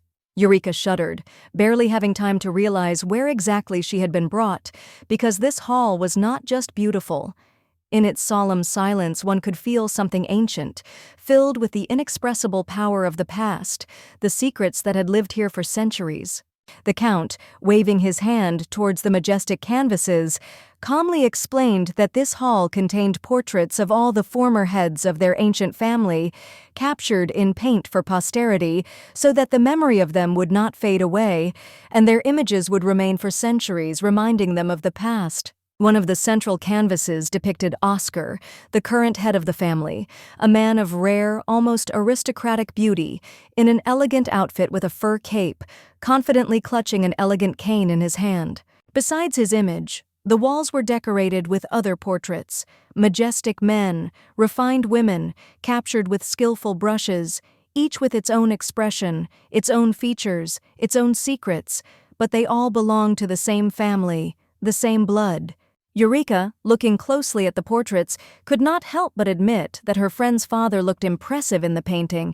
His stern and noble appearance inspired respect, and the thought that this man fell on the battlefield, leaving behind only memories. The Count, taking a confident step forward, noted with a slight smile that the Duke was the very man he trusted unconditionally, whom he always followed, whose decisions he respected and whose opinion he valued, because he possessed true wisdom, strength, and nobility. And it was for this reason, at this important moment, that he wanted to share with his brother that he would never forget the kindness of this little girl, her sincere care and the selfless help she had given him, and would keep it in his memory forever.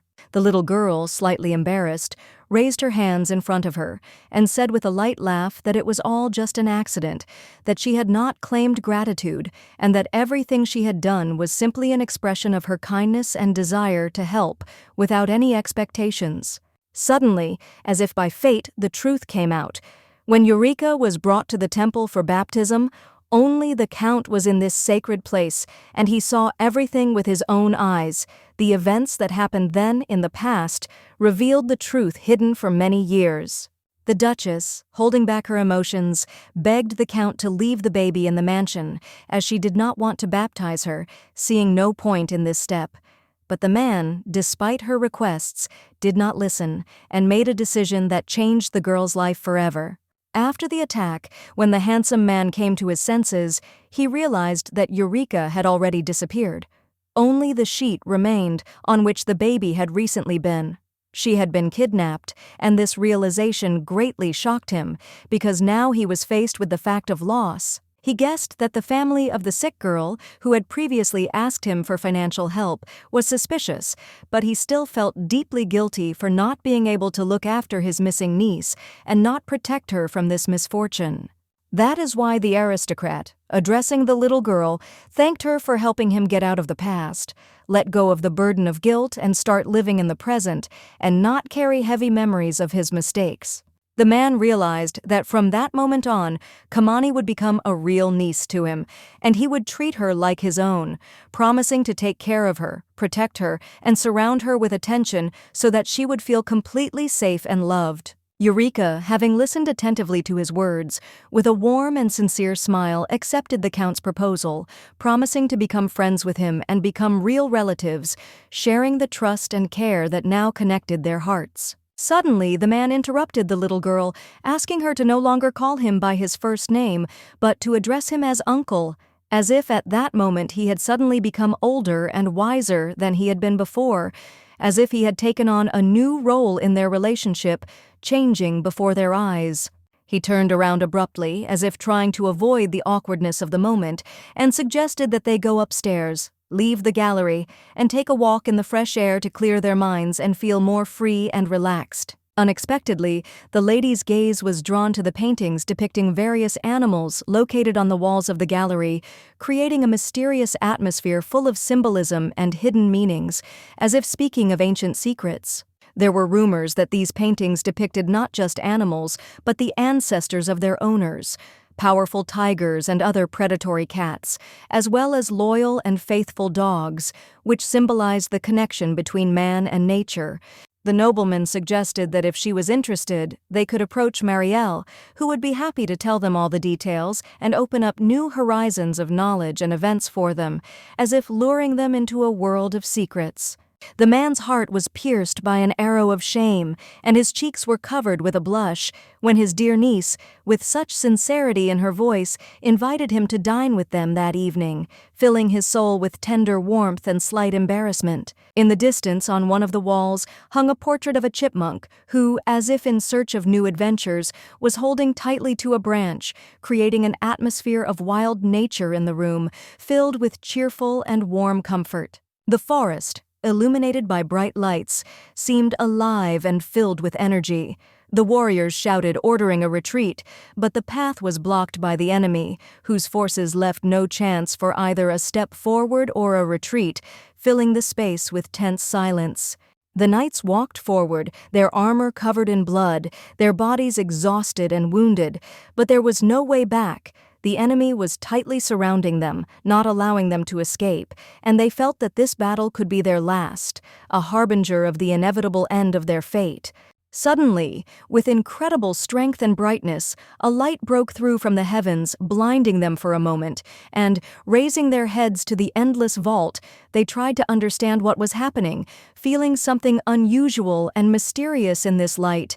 From this light, like lightning, magic burst forth, penetrating the earth with unimaginable power, creating a blue glow that momentarily illuminated everything around, causing surprise and fear in the hearts of those who witnessed this miracle.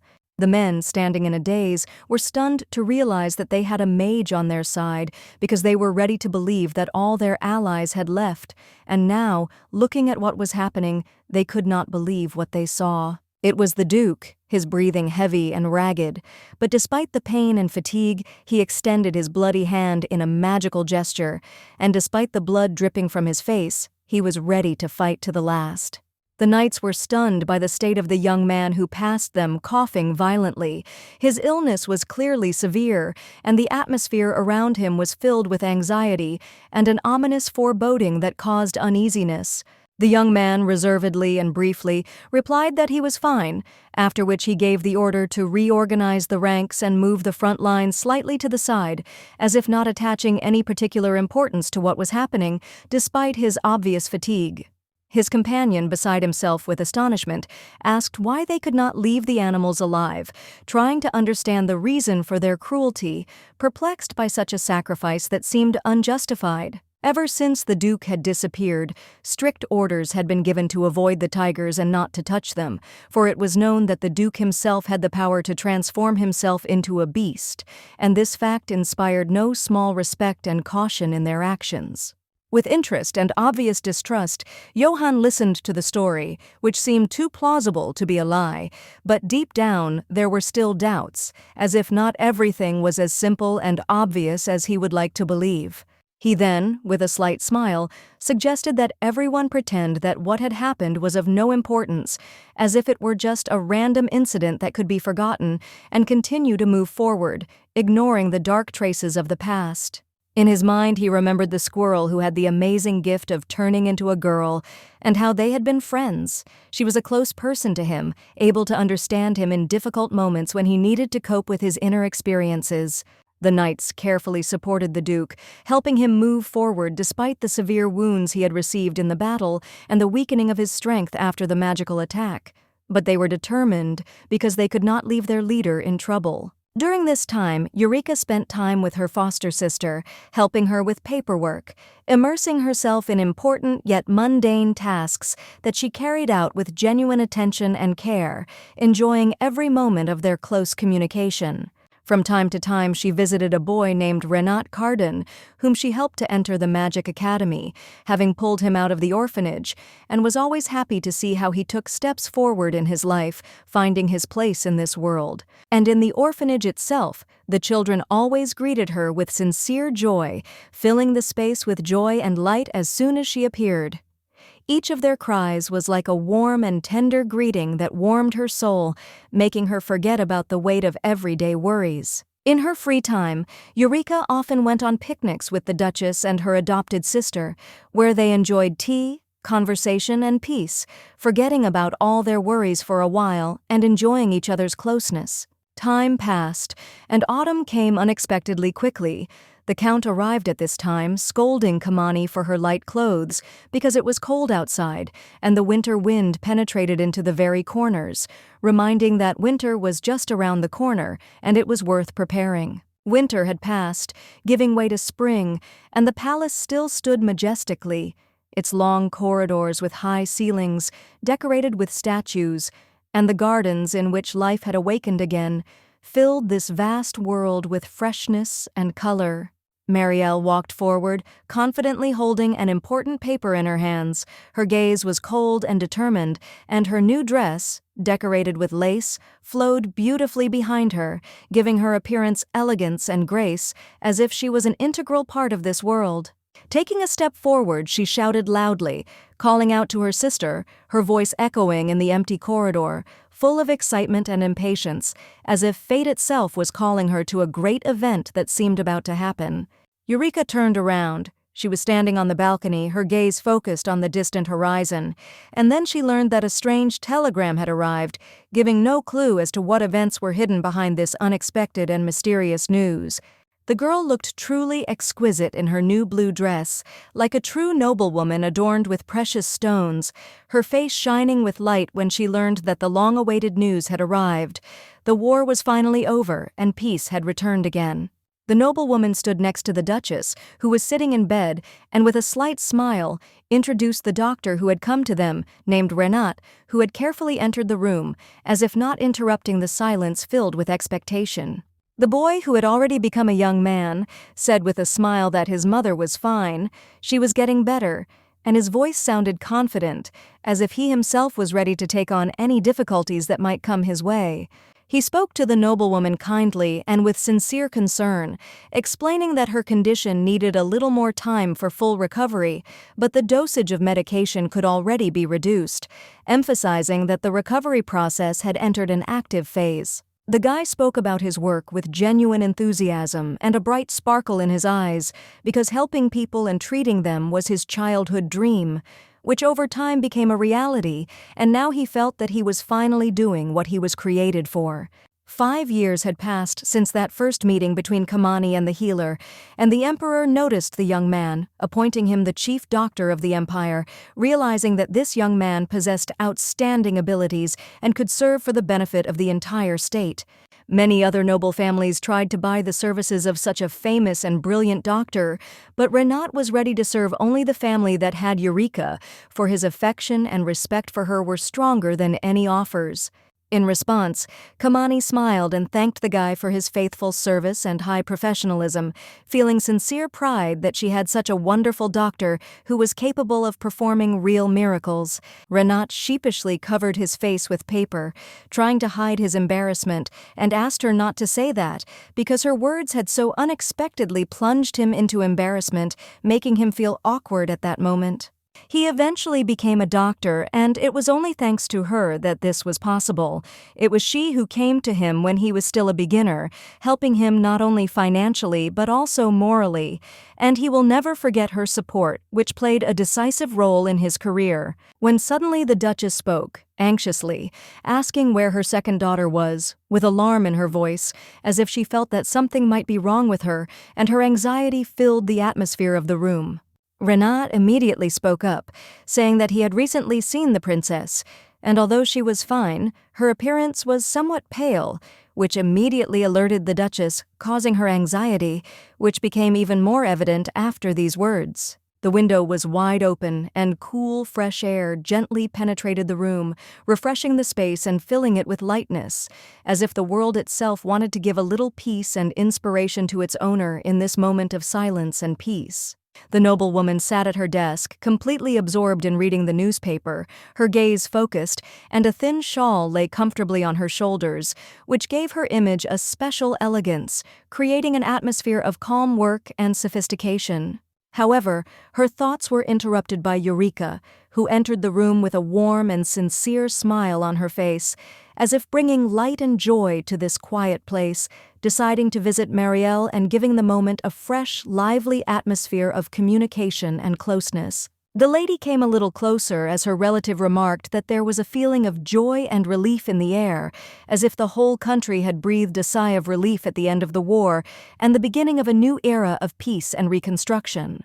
A warm smile blossomed on Marielle's face, reflecting her joy that these hard times were finally over, and the world that had seemed so fragile and vulnerable had once again become a reality, filling her heart with a deep and long-awaited peace. In the original book, it was she, as the head of the family, who was destined to go to the battlefield, dressed in armor, sparing no effort, and take on the role of her deceased father, leading the troops into a brutal and bloody battle where every step could be the last.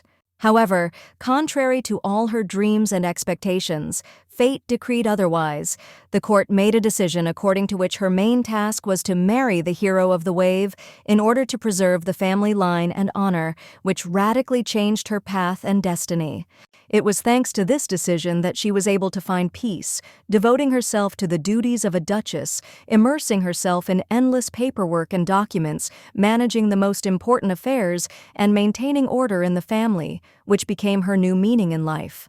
And so, thanks to a miraculous calming potion, the great magician of the Johan Empire awakened, possessing incredible power and strength, capable of changing the course of events and influencing the destinies of many people, including those who were nearby. In confusion and bewilderment, Eureka wondered how things might have turned out if there had been no other lover in her sister's heart, because then perhaps their lives would have gone down a much brighter and more peaceful path, filled with happiness. However, Marielle was already completely absorbed in her feelings.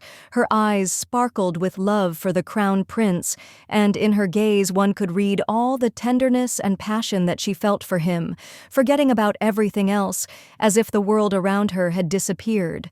Eureka, noticing this, could not hide her feelings, and, a little embarrassed, approached her sister, trying to find out why she had so little rest, whether she was so worried about the upcoming marriage with the war hero who hung like a shadow over her life. The lady sadly replied that she had long realized the impossibility of being close to her beloved, and therefore was ready for a marriage of convenience, which would not bring her happiness, but would become a necessity dictated by circumstances, and nothing more. The lady did not feel any joy at all about her upcoming wedding. On the contrary, every moment of this event filled her with melancholy and regret, because her heart was already taken, and she could not rejoice in this doom.